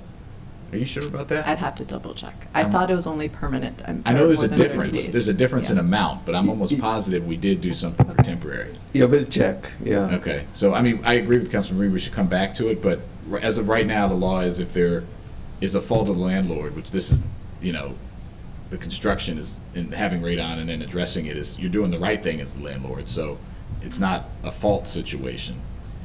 The question is, there's other no-fault situations, like a water pipe bursting or other things that the landlord could seek to address. I think that is something we need to come back to. You're raising an important point. But I think if we were to just do it here, we should probably do it more holistically. So you've illuminated an issue that I think Ms. McCartney agreed we should come back to, so. Agreed, it might fit better under the scope of that bill. That way that's. Yeah, more we also have to be thorough careful too, because if it was clear that the mitigation would take longer than 90 days, both the landlord and the tenant could know that they're going to vacate the lease. But how we have it written now, you could be requiring the tenant to pay for the 90 days when they're breaking the lease anyway. If there's no chance of mitigating at that point, you could break the lease at that moment. And so you could have, it could just have unintended consequences, as well-intended as this is trying to be. So I think dealing with it more holistically would be more appropriate and a lot easier. Okay, so I think that's all the items. There, based on the packet, yes, but however, after the packet was published, we did get one standalone amendment that we got from the housing provider, and that was the effective date of the bill. And so one of the concerns that was raised is that budgets have already been appropriated for maintenance and costs and expenses for the 2022 year. And so the suggested amendment, and I will ask Councilmember Reamer and Councilmember Rice to speak to whether or not present this before the committee, Yeah. but to extend it to October 1st, 2023. There was another suggestion to extend it to January 1st, 2024. And that's solely in the committee's discretion of whether they wanted to consider that. Just wanted to put that out there. Thanks. Well, we received a letter from Montgomery Housing Partnership requesting that, and I think Montgomery Housing Alliance also requested that. And their cost estimate was based on the idea that they were going to have to hire a professional services provider to conduct the tests, which they estimated, I can't remember, it was about $700. And they observed that they have a lot of units, and if they had to conduct a $700 test in each unit, that would be a significant financial impact to them. But I have not heard that that is their obligation today. They can order the $17 test that the county's website links to, which I ordered last Friday. We were both on Amazon searching for radon tests last Friday, Councilmember Friedson. But I found the county's flyer, and I ordered one from the county rather than playing roulette with a Amazon finder. So I just I know that their property management would have to go into the units and distribute these tests, and then come back and collect them, right? Because who submits the result under this policy? Does the property owner come back and collect the test and send it in, or does the tenant send it in? No, this would be by the property owner. So the property owner comes back, because you have to pick up your kit and then you have to mail it in, right? Right, To a to a lab, and then certified the lab. lab analyzes it and mails the test Correct. results. So there will be 2 visits required, as a result of this legislation, one to drop off the kit and one to pick it up. And I just don't know that that's something that we have to, if I'm wrong about that, please let us know Well, in can I advance ask- of the full council meeting. Can I ask a question here? So the standard is every 3 years. So presumably, they could stagger that. Like, once this bill becomes effective, you have 3 years to comply. Because it would be once every 3 years, and so I think it's baked in. I just want to clarify. Well, it would be your next renewal, though, right? Because you have to present your next renewal with a result. Correct. From every 3 years. Right, so Or a new tenant. I think we should address that, actually. I think that- Because if you have a tenant renewal that's a day after this goes into effect, having some level of grace period here to allow, I mean, It's going to be a you know, rush. for MHP or some units that have a tremendous number. I mean, there's just a logistical challenge to that. That's a fair point. I think my suggestion would be, unless Councilmember Rice has a specific answer to this, that we come back at full council on a day. But I think we do need some level of grace period. That's what Rice, did you have? If I may, yeah. So if I may, certainly one in which you're absolutely right. If a person signed a lease, tomorrow, but the effective date wasn't until the beginning of next year anyway. So from that standpoint, if I'm correct, right, Ms. McCartney Green, what was the original effective date in the legislation? And so this would be standard, just 3 months after it's signed by the CE. So after adoption by the full council and the CE, 91 Right. days Okay. after, so 3 months. Right. So that would be January. So that's we're already at January right now. As far as it goes, I mean, if you guys wanted to do June or something like that of next year, that's perfectly fine. I mean, we're just picking an arbitrary date at this point. I don't think that you need to extend it a year, because again, you're not talking about every single unit being up for a lease renewal. So from that standpoint, you're not even talking about, and every property is going to be different. There may be some properties where they have more than 50%. They may have less than 50%. But And I will say, just to add to that, Councilmember Rice, is like, the property management companies are going to have to build a practice here, right? Like, they're going to have to Right. figure out how to handle this. They're going to have to Right. build a system to collect it, store it, they're going to have to figure out the language for disclosure. So there's a fair amount of work here to get this right. And companies that do property management are going to, they can't just do it tomorrow. Like, they Right. need to Agreed. have a Agreed. a ramp, so. If I can make a recommendation here, I mean, a long-term test, which gives you a better outlook of the entire season of what that looks like, is between 90 to 100 days. And so if we were going to extend it, I would say 6 months, and maybe just 3 months after the effective date is what I think would be reasonable to give property managers the opportunity to do a long-term test to better assess their property, so. I think July 1st, I mean, in line with that, July 1st would be a appropriate and reasonable date. It gives some time. It's not extending it, unreasonable amount, but gives, several months to be able to put something in place. I see a thumbs up from the sponsor. Okay, so July 1st is the date by which, This bill would be effective, effective July 1st. and therefore, from that date on, a tenant, either signing a first lease or renewing, has to be notified.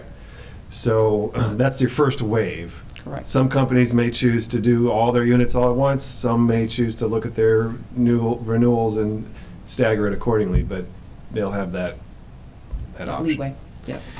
If I can just add one other thing, maybe it's already in the bill. We do our licensing renewal as of July 1st. So when the licenses are getting renewed, I mean, there should be some provision for the landlord to upload some kind of a certificate or something that, this radon testing has been done. That we The know when requirement is to provide it to the tenant. So that is baked into the bill. It's not with, DHCA is not requiring this. This is a landlord tenant. If there's a dispute, you'll find out about it. But DHCA, unless you want to change the bill to that DHCA is certifying, which would completely change, I think, what the intention was here. I don't think I think DHCA needs to provide information to landlords so that they are aware of this requirement. But they don't need to upload anything to DHCA. So that was under the bill. clarification that the department wanted, whether it's going to be a requirement to communicate it to licensing to issue rental license and renewals. If that is something that wants to be amended, then we would need it by July 1st when we do our licensing. That's a completely different standard from what we talked about. I don't recall this being a discussion point that we received from the department before the meeting. Unless So I'm basically, we are following a mistaken. complaint-based system here. So when this becomes a law and a complaint is generated, then we'll act on it. Well, it's not that we are verifying anything in terms of the, department purposes. I think we're creating an administrative burden for no purpose. I mean, We just wanted to we're clarify. empowering renters here significantly. We're creating a requirement and a burden on the landlord. You know, DHCA is there for a dispute. I mean, I'm not, if you're not certifying anything, you're not capable of certifying anything. I mean, with all due respect, DHCA has no capacity or capability or professional expertise to determine what's a legitimate test or not. I mean, it would just be paperwork for the purpose of paperwork. I mean, I just don't, I mean, to me, it seems to be steering away from the intent of the bill as was suggested by the sponsor earlier for the purpose of creating more bureaucracies. I mean, I don't think that's necessary. I think, personally, but I'll yield to, the sponsor and colleagues to see what they think. Well, as drafted, this legislation requires the property owner to disclose the results of the test to the tenant. And so that test has to be, the results have to be within 3 years. So that needs to be explained to the tenant that that's their right. And then, yes, the tenant would then, as you're saying, the tenant could complain if that test result wasn't current. And that might be an acceptable framework versus having the department take on the additional administrative responsibility of validating the uploaded results for every single renewal, and actually knowing whether that was the unit that was subject to the renewal. I mean, it's a lot of systems building on your end to be able to include that, and it may not, frankly, add much value. So I think we should proceed as it is written, and if we encounter problems, if we find out that there are landlords who are not including that information, then we can consider a tighter system where the landlord has to upload their results as part of their licensing. But I think as drafted, it's a very reasonable way to proceed, and we'll see how that goes. All right. So is that all the amendments? Okay. That is all, Chair. They're actually, I just, unless I missed it, the final amendment, which was just a clarifying amendment by the Oh, thank you, office Councilmember. Yes. of the county attorney, which was really just a very small language issue, but I just want to make sure that we, disposed of Not days that. of, That's days number after. 6, yeah. Yes. And so number 6, the recommendation here was to replace lines 51, 54, and 56 with, instead of days of, days after, and so that's notated here.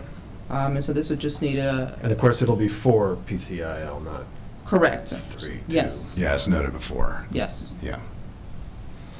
Okay. That's what that. Okay. All right, without objection. All right, I neglected to say this at the beginning of the session, but I am a property owner. I have 2 rental properties, and I've been advised by council staff many times over the years that I do not need to recuse myself, but I should disclose that information, and so I'm doing that at this time, and just wanted to state that. All right. Good. Council So- members, if yes. I may, and I apologize for kind of reiterating, I just want to have clarity, since when these complaints come in, they will come to the Office of Landlord Tenant Affairs, and then my investigators will have to make sure that they're understanding and implementing the law correctly in order to mediate these disputes. So with respect to the mitigation process, line 56 says that within 90 days of confirmed results, mitigate, repair, or alter the premises to reduce the radon levels to 2 or below, correct? But it's 4. It's 4. Well, we're gonna change it to 4, right? So there is an assumption here that when the landlord does the mitigation process, whether, with the company that they choose to do it, that company afterwards does a test, conducts a test, correct? And that afterwards, the result of that test is communicated to the tenant within 14 days. Is that always the case? Will there ever be a situation where mitigation happens and a test isn't done? Well, how would you know it was you had fulfilled the law if you didn't test again? It's just not written there, and it doesn't outline that next step of that test being conducted, and then obviously informing Do you the mean, tenant. are you sort of saying like line 56 should have as evidenced by a subsequent test, something like that? Some language I think it would be cleaner that if you added triggers a the number communication 3. to the I'll tenant. turn to council staff, but adding a number 3 and saying that the landlord will provide the tenant with a confirmation of, test results demonstrating it is below the, radon hazard level. That would be very helpful. Yeah. Yes. What, or, Yes. that's the requirement of the landlord. If the landlord then doesn't meet that requirement, then that triggers the ability for the tenant to Determine. vacate Yeah. without, break the lease. Council staff is okay with agrees with that, to clarify language that the confirmation that the levels are below 4 or above has been provided to the tenant, so that's fine. Thank you. We can work that in there. As a number 3 to line 57, amending line 57. My understanding, just to be clear, it's not 14 days at that point. It would be within the 90 days. Right, within the. Correct, yeah. I mean, Yes, I it's- don't think the bill says another. The 14 days. mitigation and the confirmation both have to happen within the 90 days. Like the confirmation correct. here is assumed, we've eliminated the notice requirement. So the mitigation is assumed that includes, at the end of that mitigation, you show a test result that says that it is below the EPA hazard level. Understood. Yeah, and I pulled up 1819, by the way, just so there is temporary displacement.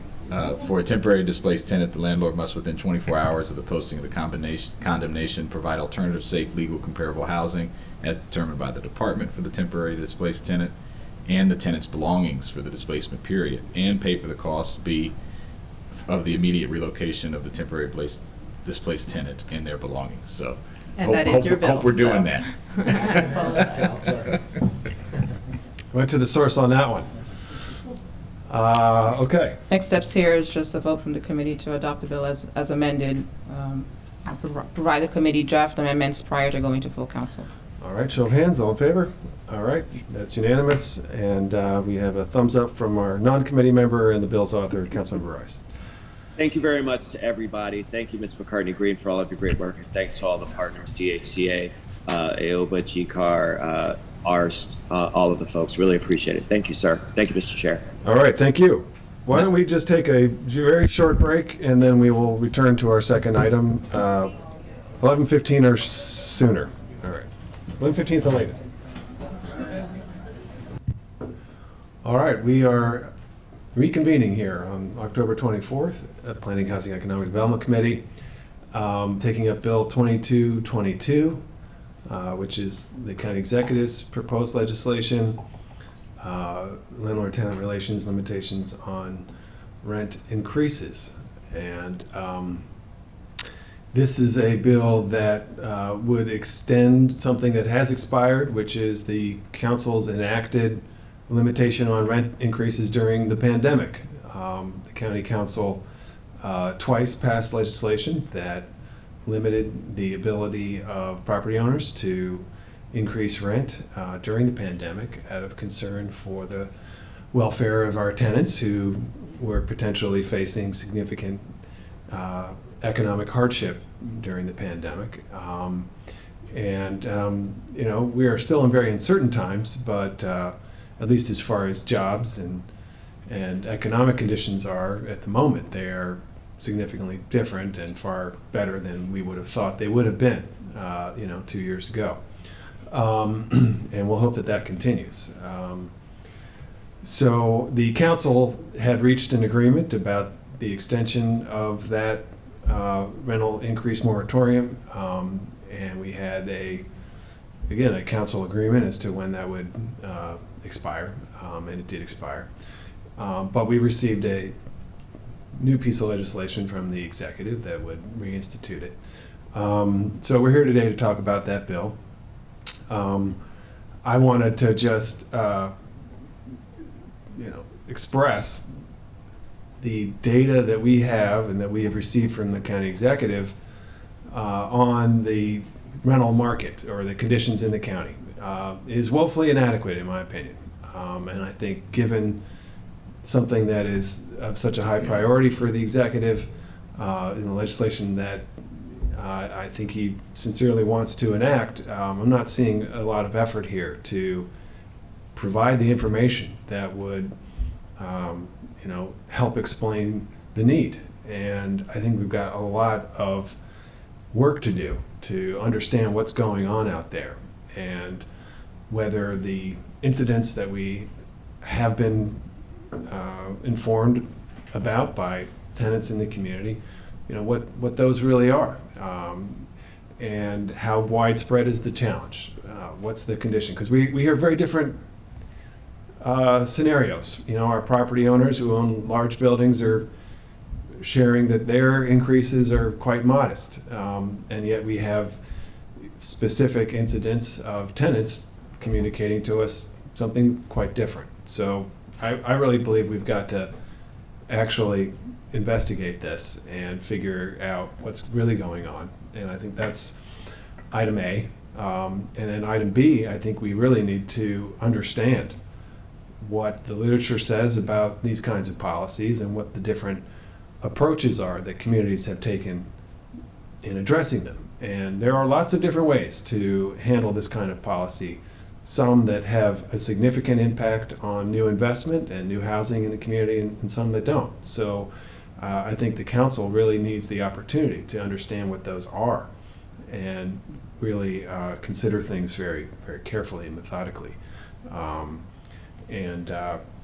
I think it would be very helpful if if that kind of information had been presented to us along with the legislation, and it was not, but it's not too late to create it. So certainly part of what I'm hoping today is that we can request our Office of Legislative Oversight to conduct additional review for us on policies and literature, and compile a set of practices. I'm not necessarily seeking best practices, but actual, like a survey of what's out there, and help the council understand the state of policymaking on this topic, because it's a big one, and it's one that a lot of communities have experimented with. We saw Minneapolis, passed a pretty strict ordinance, and immediately came back and had to enact significant changes to their ordinance because new construction, there was a precipitous decline of new construction in housing. So, very broadly speaking, I think that the preferred solution for high cost of housing is creating a lot more housing so that it's much more abundant and it's much more affordable because of its abundance. And that's the very long-term strategy. That takes time to make possible.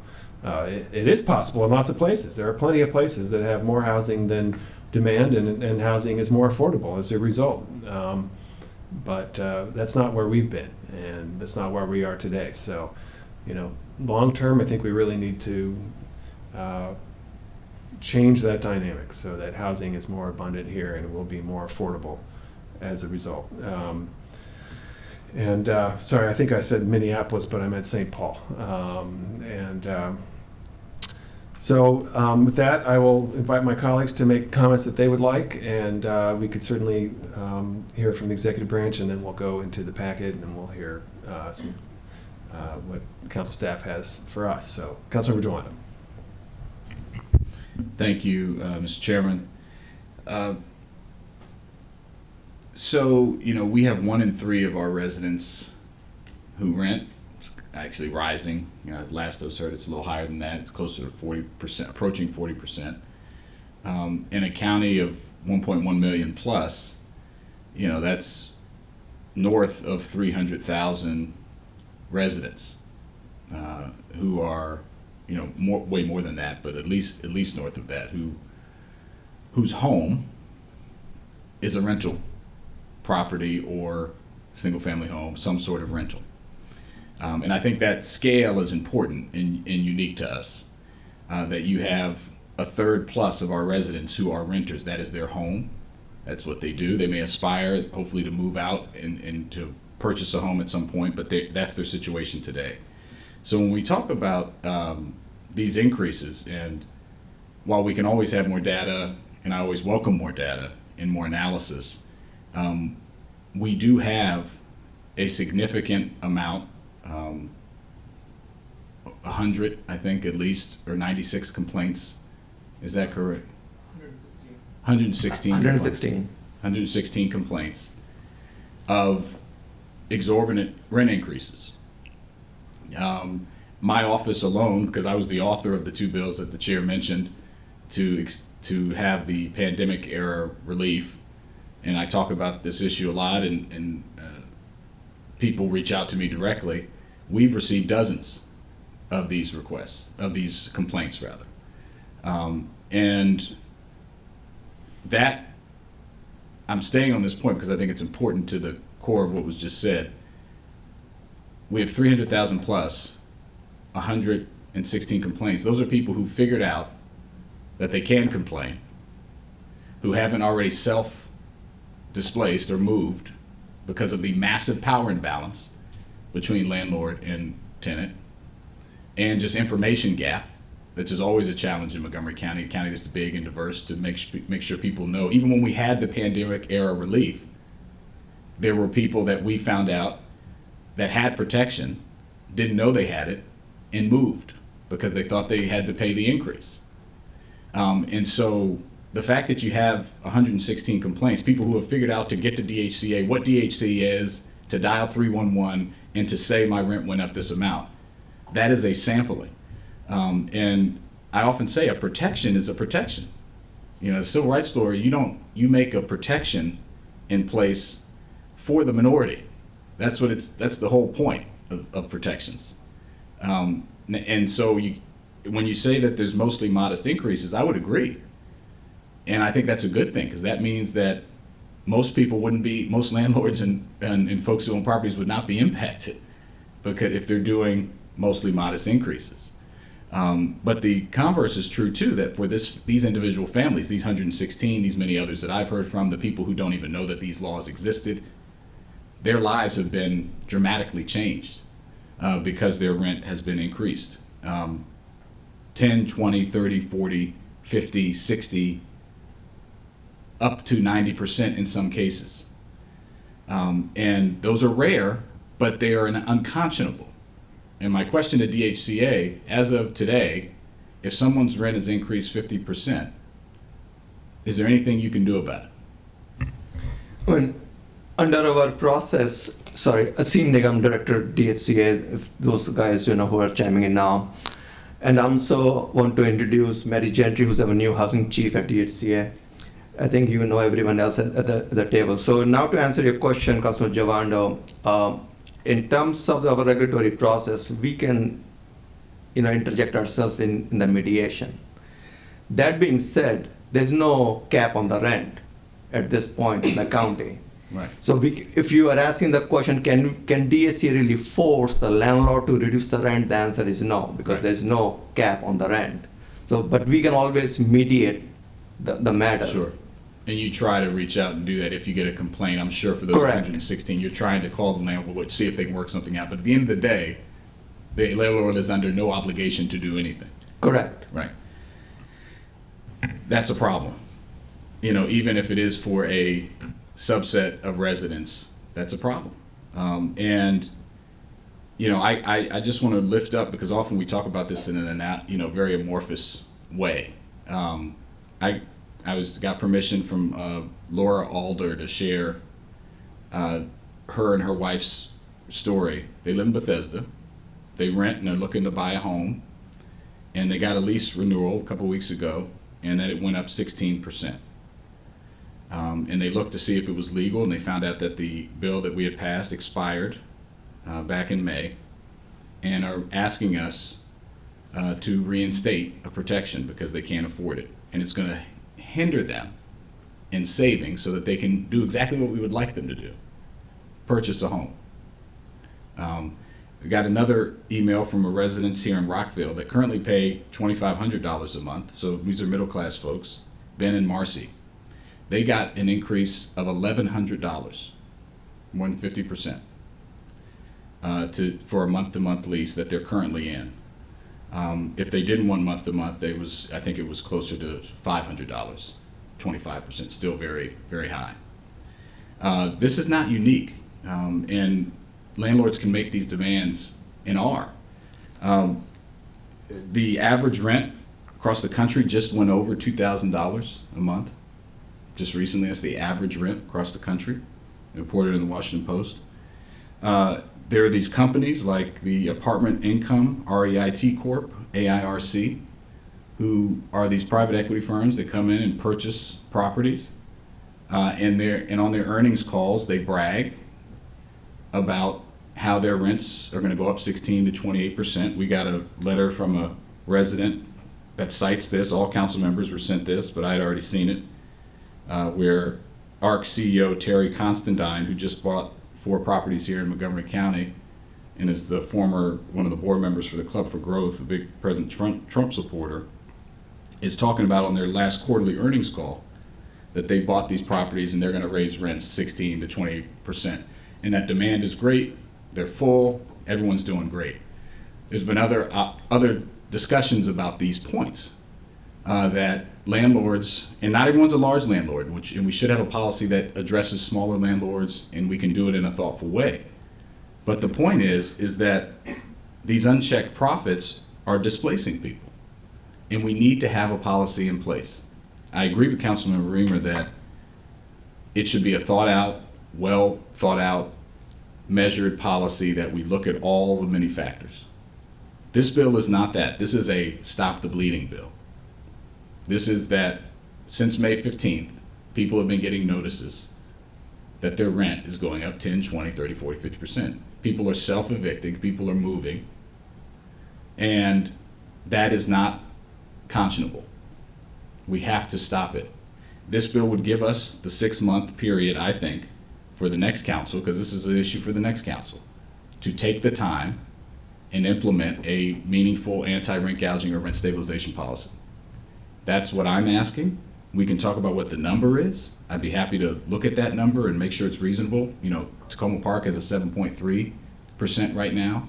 I think the 4.4% was the CPI at the time. It could be higher. But at some point, like the state of California, it's at 10%. You have to say it's too much. And to say we have to study it, I mean, you don't need to study that 50% is wrong. That's wrong. And 98% of landlords aren't doing it. But even if it's just 2% of 300,000, that's a lot of people. And I just think we have to have these protections in place. So I appreciate the indulgence of my colleagues. I am always for more data, but I see Ms. Scavone in the back. We've had a rental housing study that has suggested 3-4 years ago, 2018, I can't remember when, I think it was 2018, that we look at rent stabilization.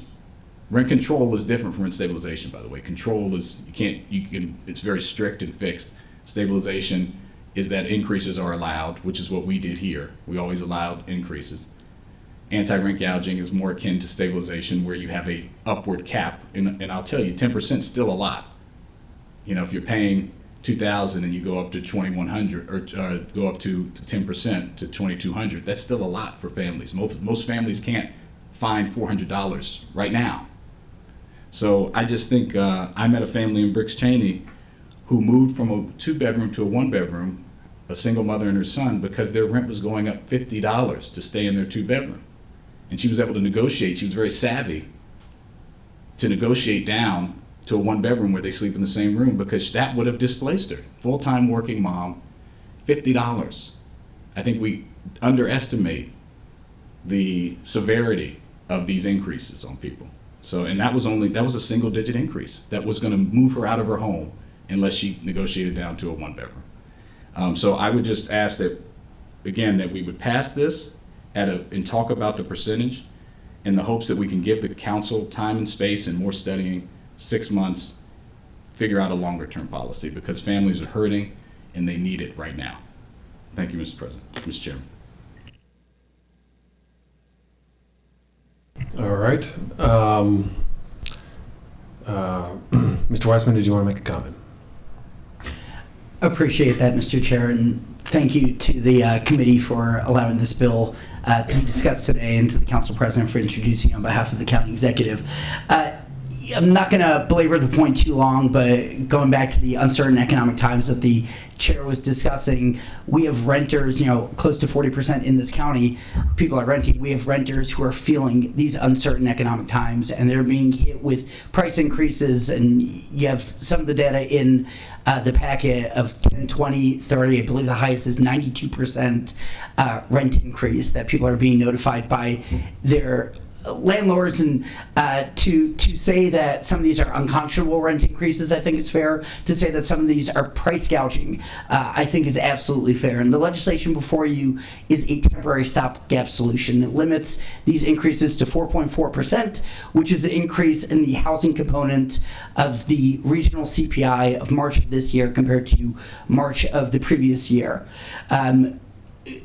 We specifically picked that because we wanted a data-driven and non-arbitrary manner. We didn't want to come before the council with a number that we plucked out of nowhere. We wanted a number that we were able to draw back to a certain data point. I'll tell you right now, the CPI for housing in the region, September of this year compared to September of last year, is 5.6%. So if you want to look at a different number, that's obviously one number to look at. I've thankfully got a team of experts from DHCA with me, so I don't have to answer questions that I don't know the answers to. Obviously, we have Director Nigam, we have Ms. Catravanos from the Office of Landlord Tenant Affairs, and I had the pleasure of sitting down with her last week, our incredible new Housing Division Chief, Ms. Mary Gentry, is here as well. We're happy to answer any questions and look forward to working with the committee on this in a collaborative manner. Appreciate it. All right. Well, I'd like to turn to council staff.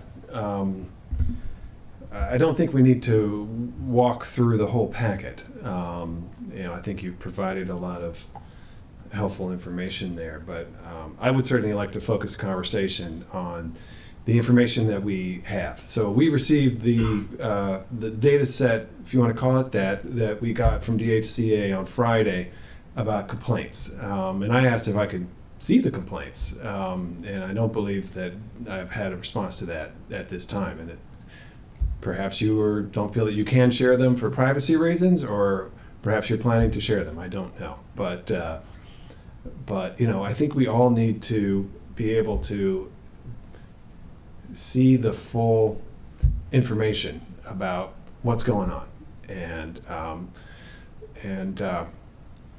use that to inform our policymaking. And there's a lot of time-based information about how our rent's going up across the board, what's happening in the county. We need to get that information. I think you have it. I think it's collected, but hasn't been shared with us as part of this legislation. But I would like to ask council staff if you could just talk a little bit, focus in on this question of data and what information you have at your disposal, what you think would be valuable to have at your disposal, and we can discuss that a bit. And is that Ms. Pena? No, we have a new council staff colleague here to introduce. Hi, my name is Eunice Jung. I'm a legislative analyst. Thank you. Welcome. So, Ms. Wellens, Mr. Ma. Thank you, Mr. Chair. Good morning or afternoon, whatever it is right now. We're heading still towards, morning. Okay. We're in the gray zone. We're in the gray zone. All right. Thank you so much. And we do have Mr. Mia and Ms. Zhang, who I will turn it over to because they'll be better able to speak to the chair's initial questions. Also to note, we do have Ms. Pena and Mr. Roblin from the Office of Legislative Oversight. As you know, in their impact statements, they raised a lot of questions and issues, including some more global issues related to tenants' rights in general. They are here if the committee has any questions for them. Thank you. Naeem Mia, Council Staff Analyst. I'll do an overview of the data that we have collected and what we've found. I'll turn it over to Ms. Eunice as well to speak a little further as well. So of the 116 reports that we received from DHCA, that represents about 0.001% of the total housing rental units in the county. Based on our 2020 census, there are about 405,000 housing units in the county. 65% are owner occupied, so we can assume the remaining 35% are renter occupied. That number is 142,000 rental housing units. These are not renters individually, these are households, so they may range from 1 to 3 persons and up. So 116 reports that DHC has received represents 0.001% at this point in time. Of the reports that we have received, 93% of the reports are for multifamily properties, only 7% are from single family. The average increase in lease renewal was about 24.5%. And again, these reports began in May of this year and ran through this past Friday, October 21st. Looking at, essentially we looked at the top 5 zip codes. Those top 5 zip codes in the county represent about 2/3 of the total reports of 116. And the top 5 zip codes are 20910, which is primarily downtown Silver Spring. That is 24% of the total. 20814 includes downtown Bethesda. That's 17% of the total. 20850, City of Rockville, as well as parts of North Potomac. That represents 9%. And then 20852, which is also City of Rockville, as well as North Bethesda, and 20904, which is primarily the East County, parts of Colesville, Fairland, White Oak, and along US 29. Those both represent 8% to 9% each of the total. Which makes sense because those are areas where you have a lot of multifamily properties in the county as well. So I'll turn it over to Ms. Young. Thank you, Council. Of the 116 reports that DHC collected, we have property names for 84 of them, or 73% of the units. The 84 reports with known addresses comprise a total of 50 distinct properties, which means that primarily multifamily complexes, but a lot of these reports might be coming from the same landlord. Say that again, I'm sorry, I didn't quite follow. So of the 84 reports we have with known addresses. So first of all, DHCA said that they have 116 reports. What you're describing 84 reports, that's because you got an earlier data set from them? Is that, what's the known addresses? It's the known addresses. There are 84 with known property names. Okay, of the 116, there are 84 with known addresses. Yes. And so what does it mean if there's not a known address? Someone filed a complaint saying that their rent was at a certain level, but they didn't provide any information about where they live and so forth? Well, the ones that 84 with known addresses were data we received through September 8th. So the subsequent reports that came in from DHA did not include the address data for unknown reasons. So, right, because I mean, we received a spreadsheet with no addresses. Mm-hmm. So you're saying you did as well. We did receive earlier reports because we've been collecting this over a period of months where the addresses were provided to council staff through September 8th, but subsequent to that, after September 8th, we did not receive address data. So now, going, so to the 84 with known addresses, you've said that many of them could be from this, well, you know whether they're in the same address or not. Right, because a lot of them are multifamily larger units. So these are 50 distinct properties with in the 84 reports. So a lot of them are from the same landlord, and that's what we know. How many? Do we have it?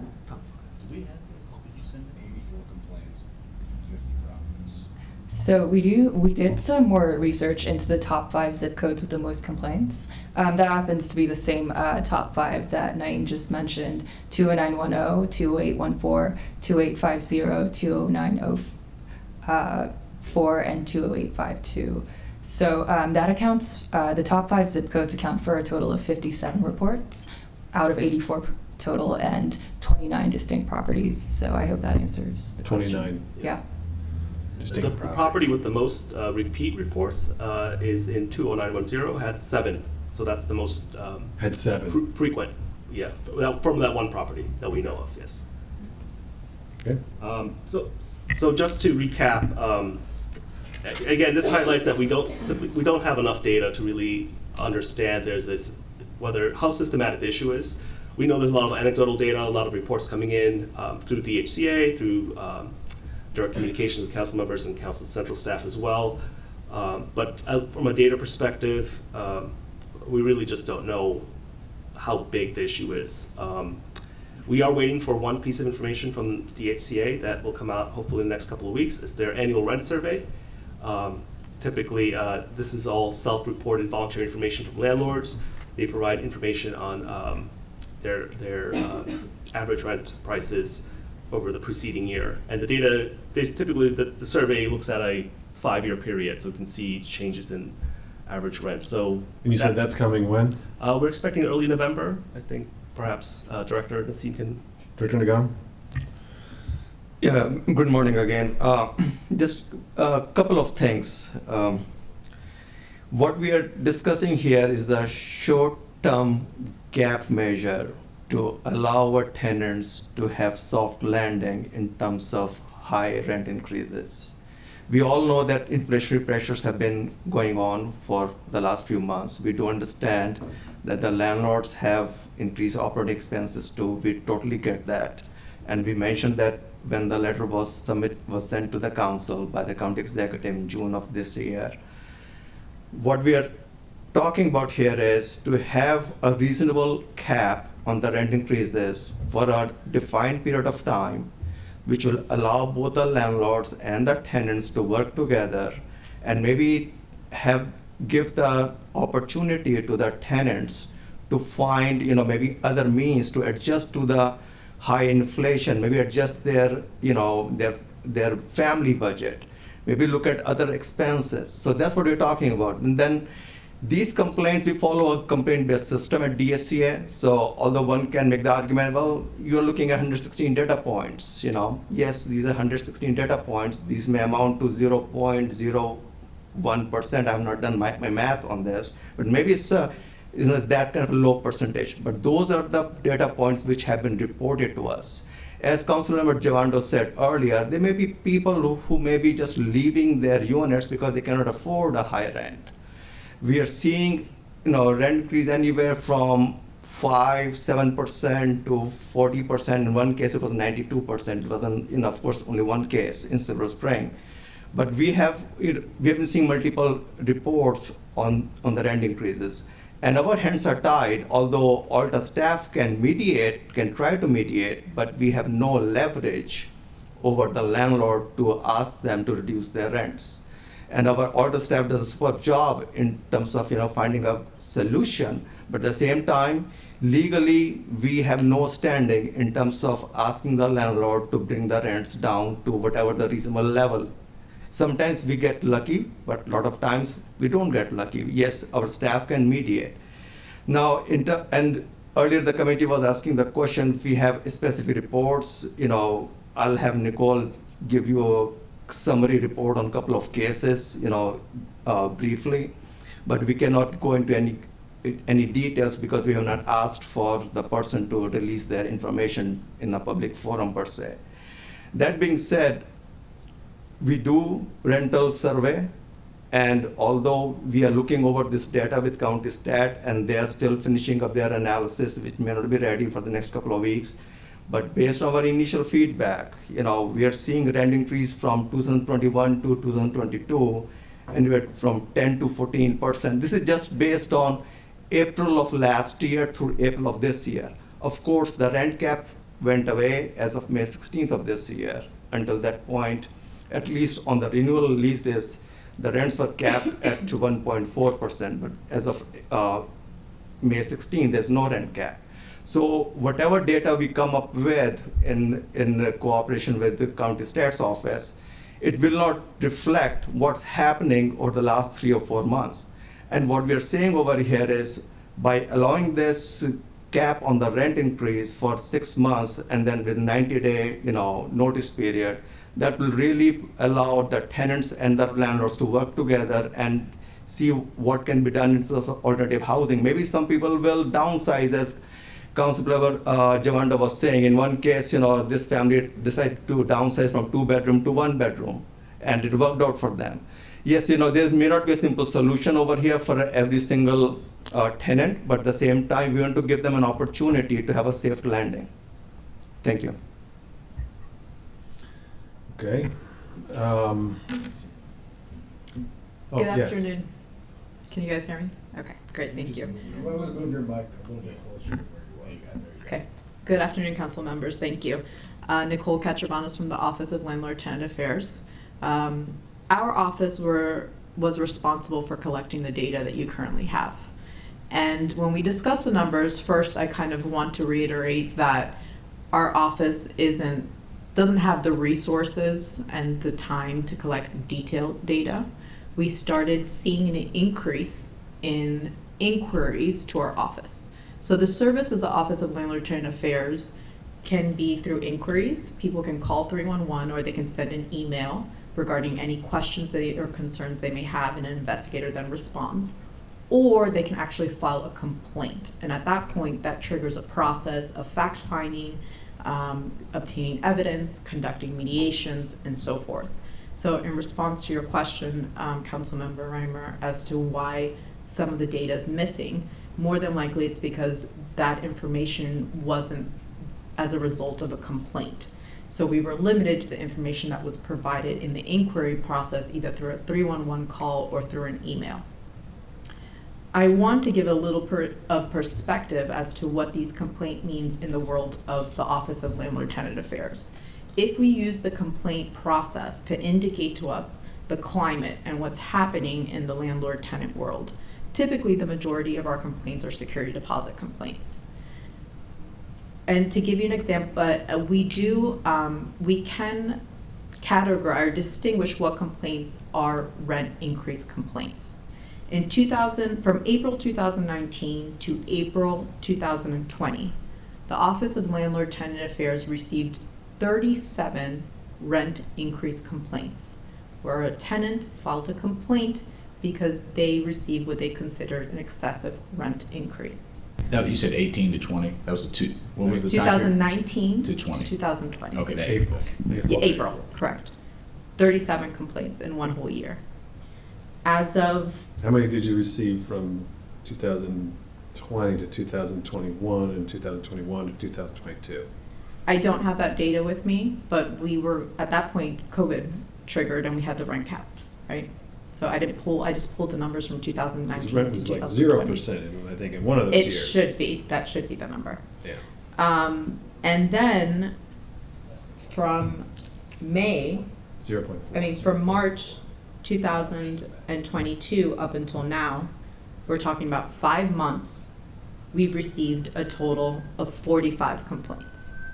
If we do the math, that means that we've had a 200% increase in complaints related to rent increase in 5 months in comparison to what we would get on a yearly basis.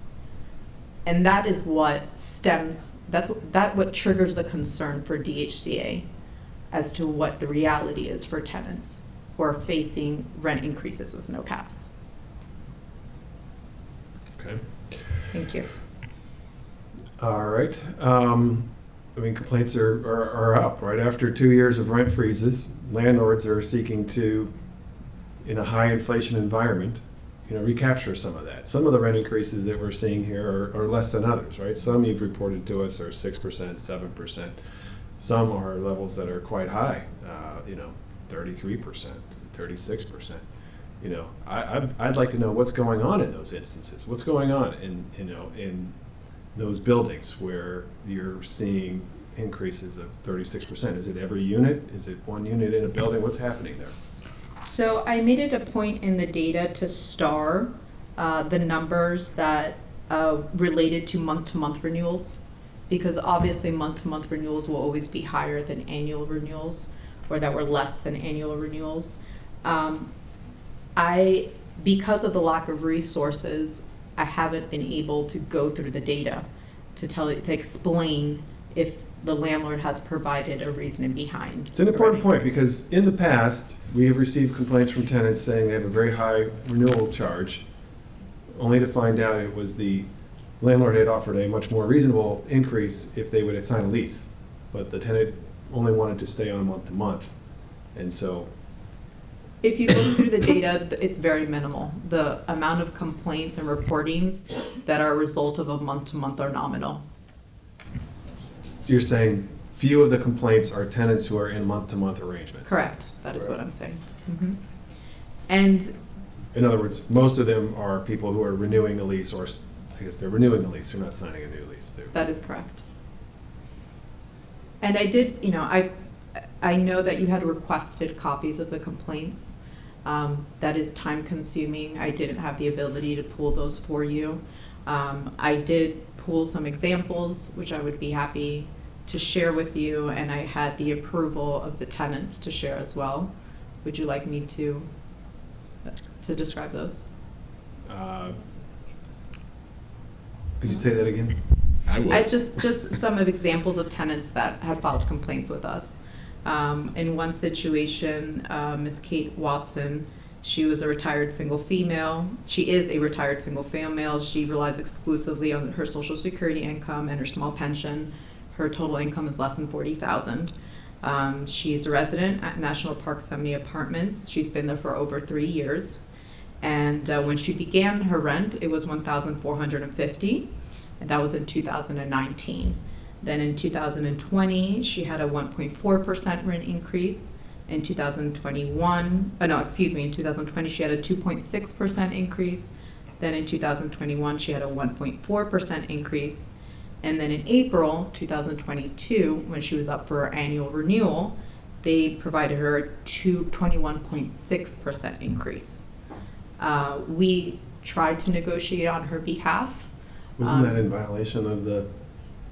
Not of April 22, so after. Right. It was afterwards. So we tried to, the Office of Landlord Tenant Affairs tried to negotiate with the landlord. It was not fruitful. And at this point, even though she's retired, she's essentially she signed the lease and she's looking for employment to be able to pay for our housing. Another situation with Miss Sharon Simmons. She's a 50-year-old female auditor, and she chose to sign a month-to-month lease with the intention of purchasing a home. And they had informally agreed that the rent wouldn't be increased during that time, but in September, her rent was increased from $1,721 to $3,655. Again, this is a month-to-month lease. She was able to negotiate with the landlord to extend her lease, the rate at the one that she had for another 3 months, which would give her time to purchase her home. But that was as a result of filing a complaint with our office. But for her filing a complaint with our office and but for the mediation process, it's unlikely that she would have been able to have an extension of her current rent without being increased. And she was very concerned about it affecting her credit score because she had an excellent credit score, and how that would impact her ability to purchase a home and have a competitive mortgage. Another situation with a gentleman that lives in Bethesda, he obtained a 29% increase in his yearly mortgage, and in his yearly rent. Thank you. So he's a single male. He has split custody with his 12-year-old daughter, and he's been residing at the Wisconsin Place in Chevy Chase for 2 years. His monthly rent was $1,826. It was up in renewal for June 2022, and his rent increased by 29% for a yearly lease and 31% for a month-to-month lease. The management company stated that they were just reflecting the market rate, and after filing a complaint with the Office of Landlord Tenant Affairs, the tenant was able to negotiate a $2,100 month yearly rent. However, his intent is to essentially terminate his lease early and relocate to Frederick, where he's going to be able to get more affordable housing. And he stated that this greatly impacted his daughter, as his daughter attends school in Bethesda, since he has split custody with the mother and she primarily resides in Bethesda as well, and would now require a 1-hour commute to school on the days that she resides with her father. And the tenant expressed frustration in his inability to control where he resides and his proximity to his daughter. With more time and resources, we could provide more examples of the complaints that have been filed, but those are just a few that I pulled this weekend for you. Yeah, these are only 3 of the instances. There we have multiple of these instances. We have to just pull the information for the committee for a later date. Okay, thank you for sharing that. I think we could benefit from having additional examples to chew on. I think the question that we have to really think through is, how common is that experience? And a regulation that impacts the entire housing market has profound consequences. And, is this something where you're having an impact on 300,000-400,000 people on behalf of a few dozen people? Or is this something that is truly a broad public need that all tenants are facing that sense of risk and that threat? And I think that's really the policy issue we have to grapple with here. I think we need good information. Councilmember Jawando, followed by Councilmember Friedson. Is that the agreed order? No. Councilmember Friedson, followed by Councilmember Jawando. Either way is fine. I have a few follow-up questions. The rental survey, how many responses do you expect to get? And what is a normal response? I think we have received 88% to 89% in response rate on the rental Okay, so survey. 88 to 89%, so almost 9 in 10. we are still following up on some of the cases. Of Yes. licensees, of rental Yes. licensees. Correct. The number of there's 405,000 residential units in the county. About 1/3 of those, a little bit over 1/3 of those are rental units. So we're talking about 150,000 rental units. So you expect to get, like 125,000 responses? These are, I can tell you about the multifamily properties. We have about 700 multifamily properties in the county. So within DSC's purview, I would say between 75 to 76,000 units, multifamily properties. Okay, so 700 properties, 75 to 76. I mean, that doesn't really jive with the other numbers that you were providing, but we'll go with these numbers. So 700 buildings, 75,000 units approximately, which is about,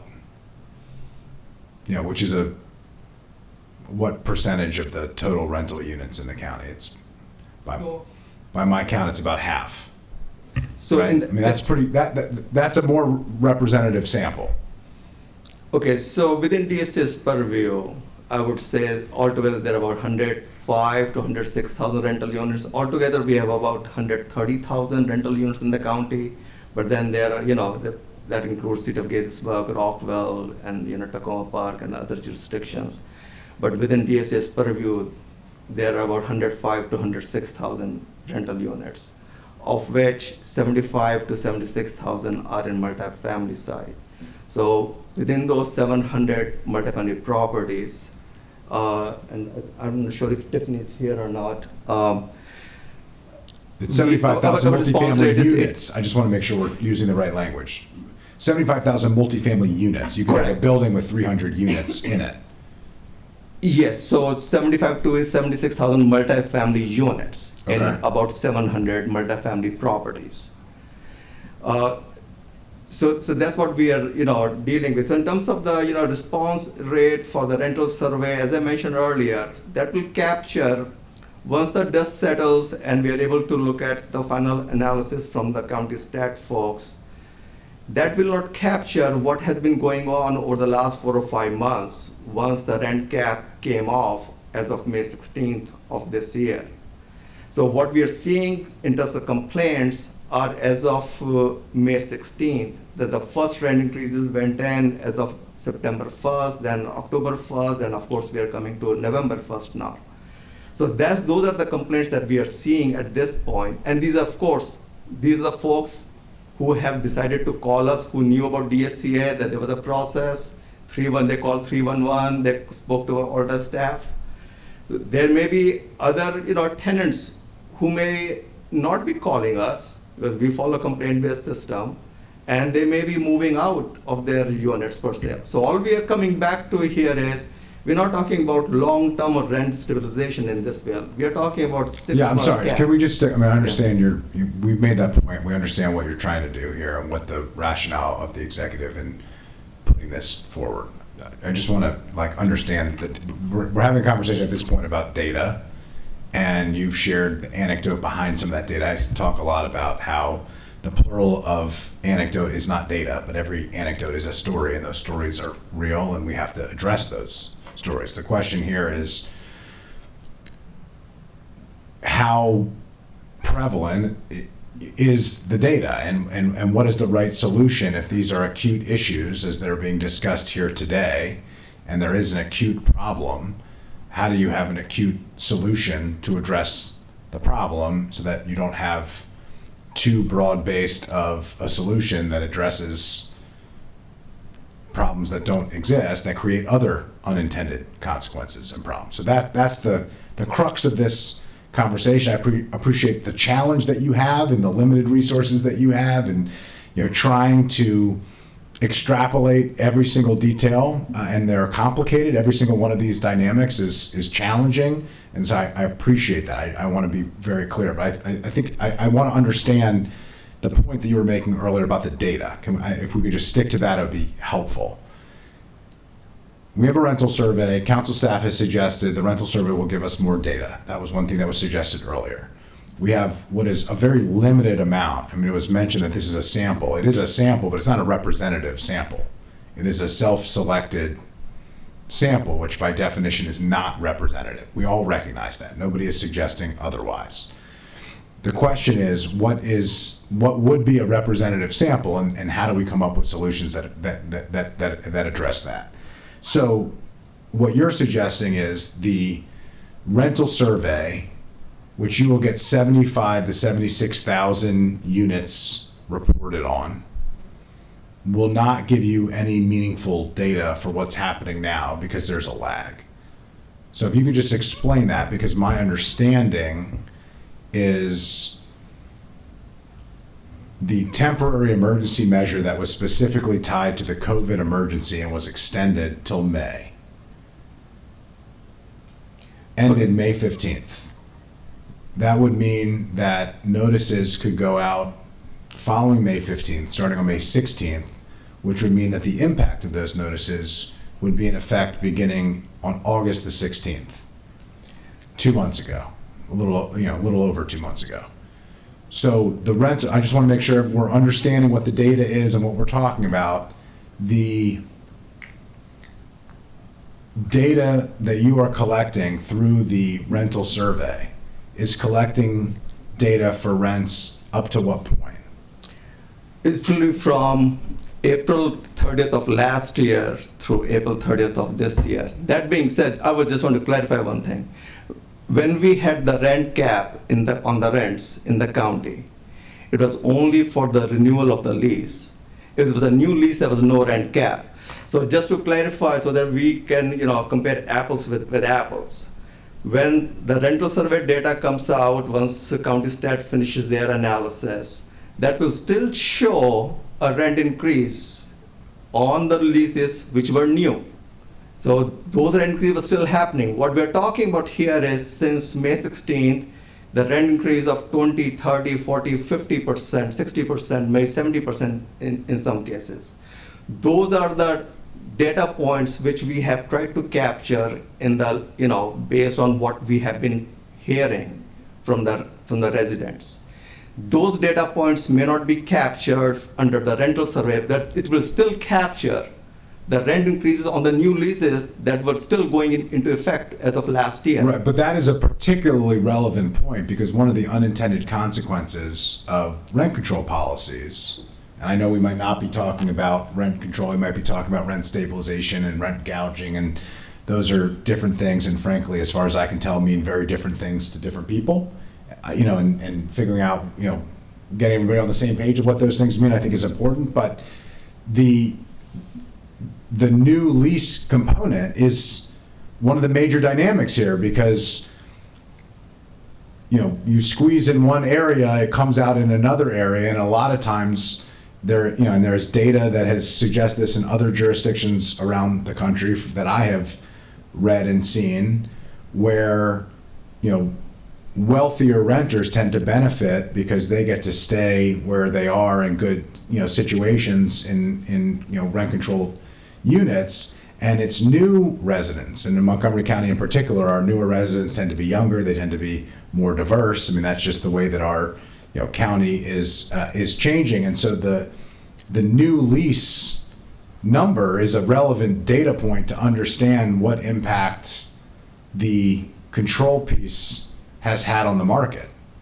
I mean, to your point, you're saying it's not going to give you any meaningful data. I would suggest it actually it might not give us the specific data here that we're talking about, because it doesn't capture that, but it does give meaningful data. And frankly, where we can get 76,000 units captured, that is very significant compared to 116.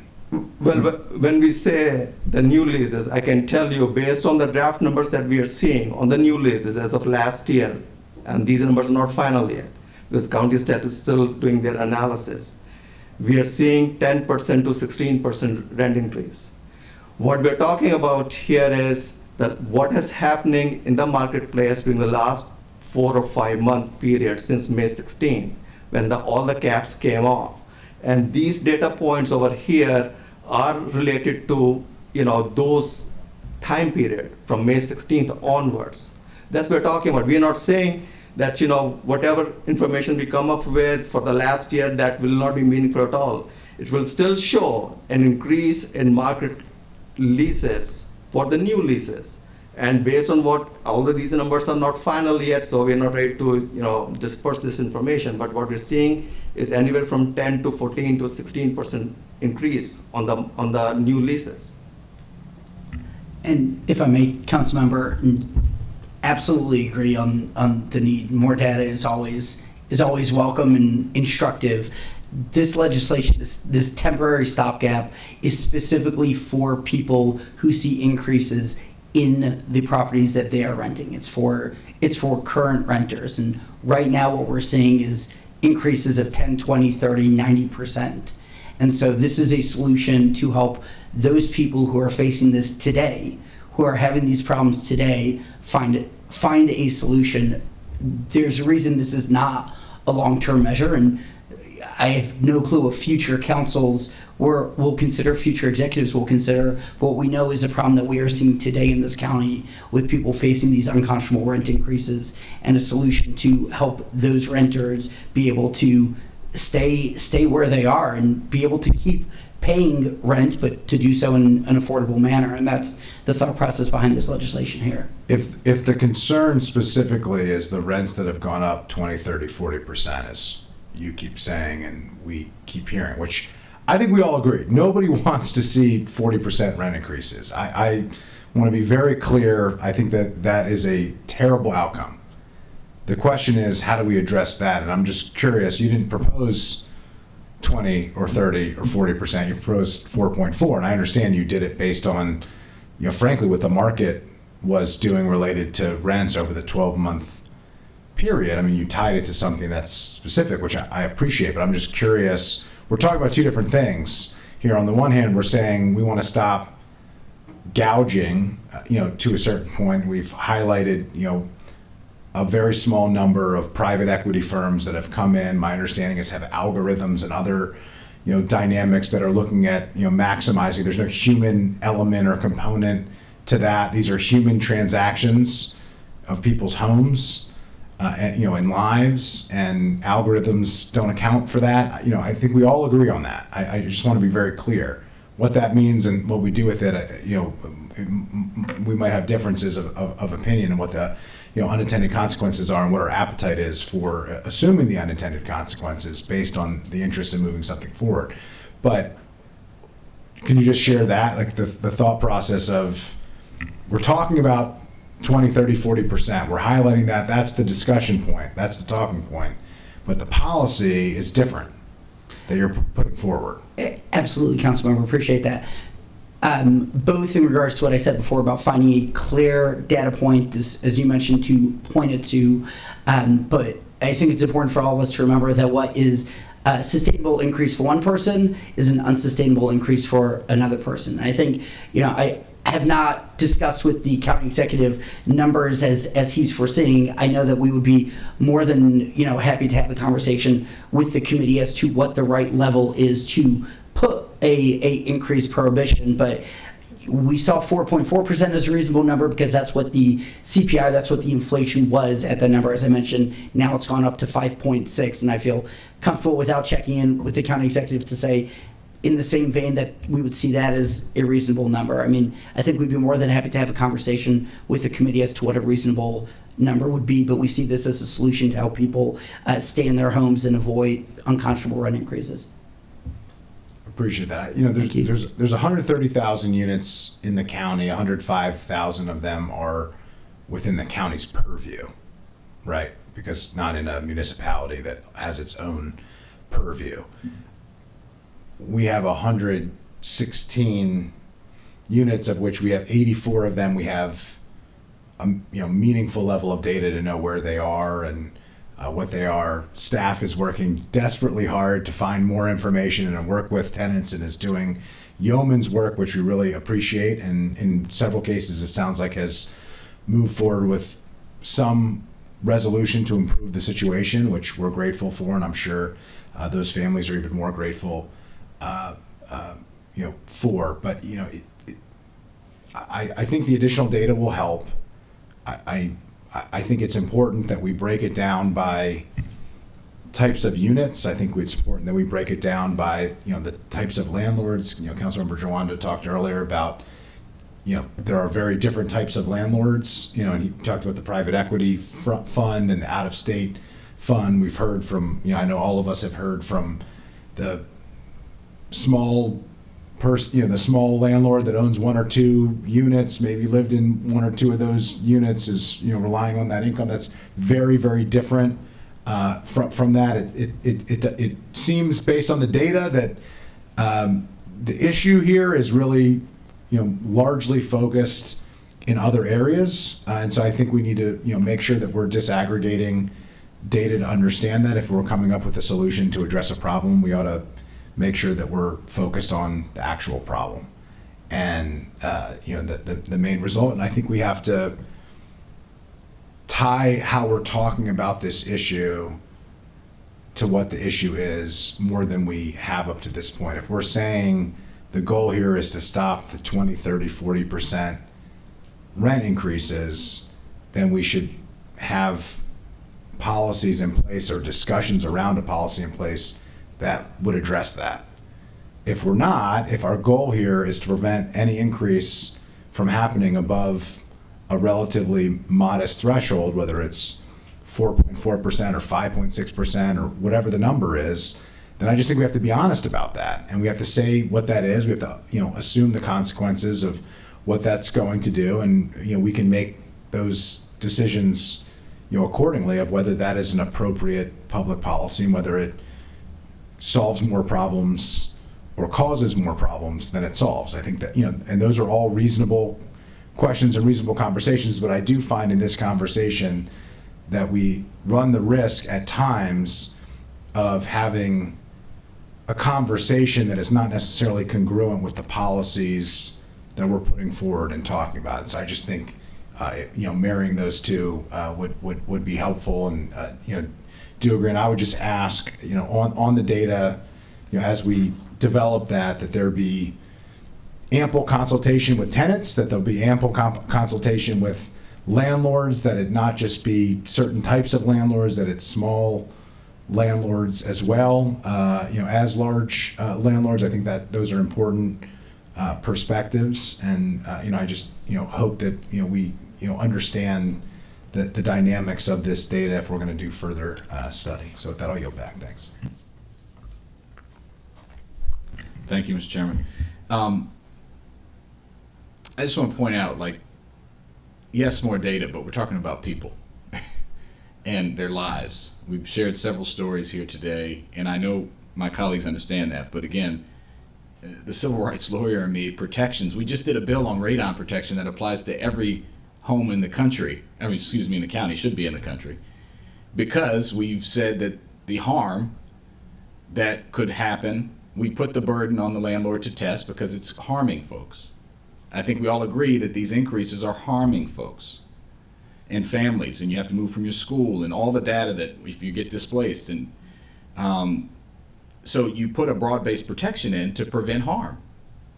And you can't have it both ways. 98% can't be doing the right thing, and it's going to blow up the housing industry. Those both cannot be true.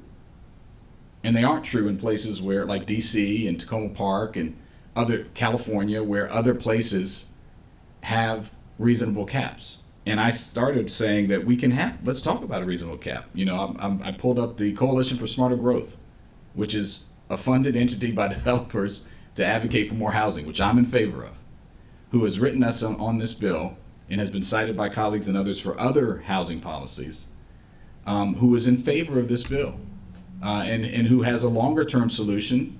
They're in favor of this short term bill, they want a longer term anti-rent gouging policy. That would be CPI plus, I think, 5%. Let's have that discussion. Let's do it. We need it. But this is to give us time and space and to stop people from hurting right now. Even if it's just 2% of the almost 400,000 people. Again, I think households is fine, but we're talking about people. 37% of our residents are renters. Like when I was a kid, renter. The kid going to that school, a person. 400,000, 2%. You're still talking about a large, I did the math on my phone because you're talking about 8,000 people, even if it's just 2%, which I think it's far more. You're talking about 8,000 people that are facing this in the county. That's enough to have a protection. I'm telling you, I've talked to everyday canvassing, people who do this every day. I'll never forget this young woman in Briggs Cheney, a $50 increase, which was like a 4% increase for her, forced her to move. $50. And so this is not, we don't need more data. We know the median income, we know wealth inequality is out of control, we know most Americans can't gather $400. There's no more data required to put in a broad-based protection. If most people aren't doing it, which I don't think they are, it's not going to change the housing market. So we have 200% increase in the 5-month period if we go out to 12-month window. That's one data point. We have these actual cases that have come in. And all we're asking is that we get some time to look at a group that was already rent burdened. This is the other thing. Prior to this, a vast majority of our residents are already rent burdened, meaning they pay more than 30% of their income on housing. That's already was happening. Now it's way higher than that. So we already knew there was a problem. And this is not the only solution. We must build more affordable housing. There's a whole bunch of other things that this committee has done and that we need to do more of. But this is a solution. And I think to say we need more data while people today, right now, are making these decisions and are facing displacement, I think that's unconscionable. I mean, we know it's happening. If it was happening to one resident, it's wrong. And we have no ability, as hard as you might try, to do anything to force a landlord to not have a 20% increase. So if we want to set it at 10%, we want to set it at 7, the 7.3 of Tacoma Park, let's do that. But let's just give ourselves the time and space to stop what we've acknowledged are unconscionable increases. So I don't know if that was an opening, but I mean, and I know we're not voting today, but let's figure out a number that can work.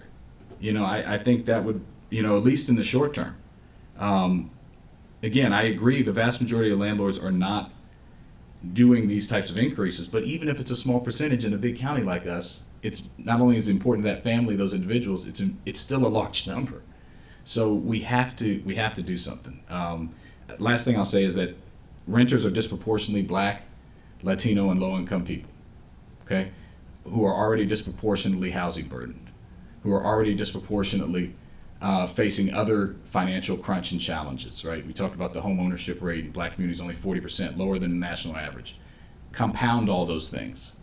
And so I think we need to get away from talking about we're going to help some wealthy person have a stable rent, but this is going to disproportionately impact people of color, which is why it has a positive racial equity statement.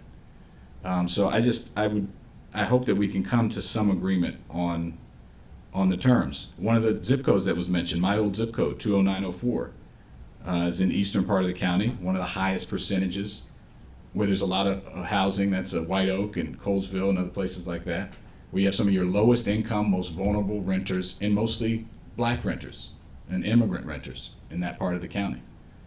We can't look away. The data's looking right back at us of what we have, and it's telling us there's a problem. If you were at a doctor, they'd say, yeah, there's a problem here. We might want to do something. They put you on they put you on something to stop the bleeding. They put a hole on the wound, and they didn't figure out a longer-term strategy. But here we're saying the opposite. Well, I don't know. It might have more effects. Let's just study it more. We can't do that. People need the help. So, thank you, Mr. Chair. All right, thank you. So when you get the rent survey back, you will have information covering months where the moratorium had expired, and we will have some data from those months, right? I'm understanding that correctly. When we get the rental survey data completely analyzed, that will take care of from April of last year through April of this year. Yes, we may get some more calls. So right now we have 116. So if we wait for another week or 2 weeks, I don't know, maybe we'll get several more calls. When did that survey go out?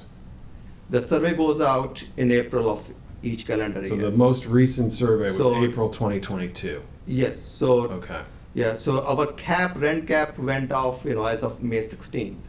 So what we are talking about here is just the last 3 or 4 months, what kind of rent increase, some of the tenants have seen, the calls that our office has received. That's what we are talking about here.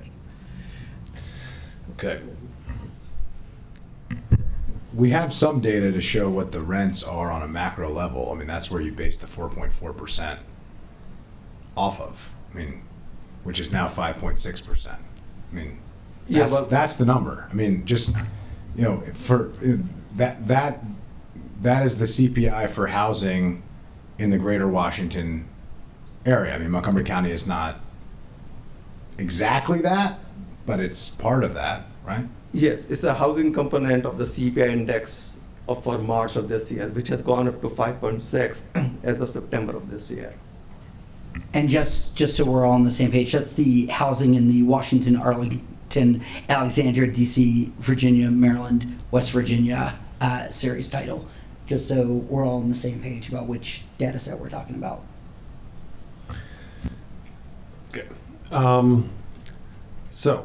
To perhaps consistent with Councilmember Duwando's recent comments, although I'm not sure he would, he has said he doesn't believe that additional study is necessary, but I think we ought to review the kinds of policies that are out there, and I think we ought to ask the OLO to do that. And this is a issue with enormous consequence, and I just don't think we can proceed in a rash manner. And so I would like for the committee to ask OLO to conduct that review, and for council staff and OLO to do everything it can, working with the executive branch, to get quality data about the existing rental market, and solicit that from private providers, find what we can through our own sources, data that we collect, and anything else that is available. I think that would be very helpful to inform the council in its deliberations. Yeah. And as I said, I think more data is always good, and I have high confidence in OLO. I use them. They've worked on a lot of stuff for us. I would ask that we could at least have some sense of urgency here, and ask them to do that review quickly, and put a timetable on it. I think that would be helpful. So we'll ask Director Salar to, review that and come back to us. Christine? Thank you, Mr. Chair. I just wanted to ask one particular piece of data that might be helpful with respect to the 116 complaints is I'm wondering whether we can get from DHC, I don't know if this is readily available, but just the base rent from where they went from, because that might, to the extent that they are luxury properties, maybe not, that might help winnow it out. Yeah, well, that's a great point. We should, first of all, develop a fuller data set about each of the complaints that we've received. So, as you said, what was the previous rent? I think that's what you mean when you say base rent, right? Basically, what was the rent before? And, we could also look at that sub-market and so forth. So yes, that would be helpful information for us to have as well. Okay, that concludes our review today, and we'll, receive the follow-up work that we've requested. Thank you. Thank you.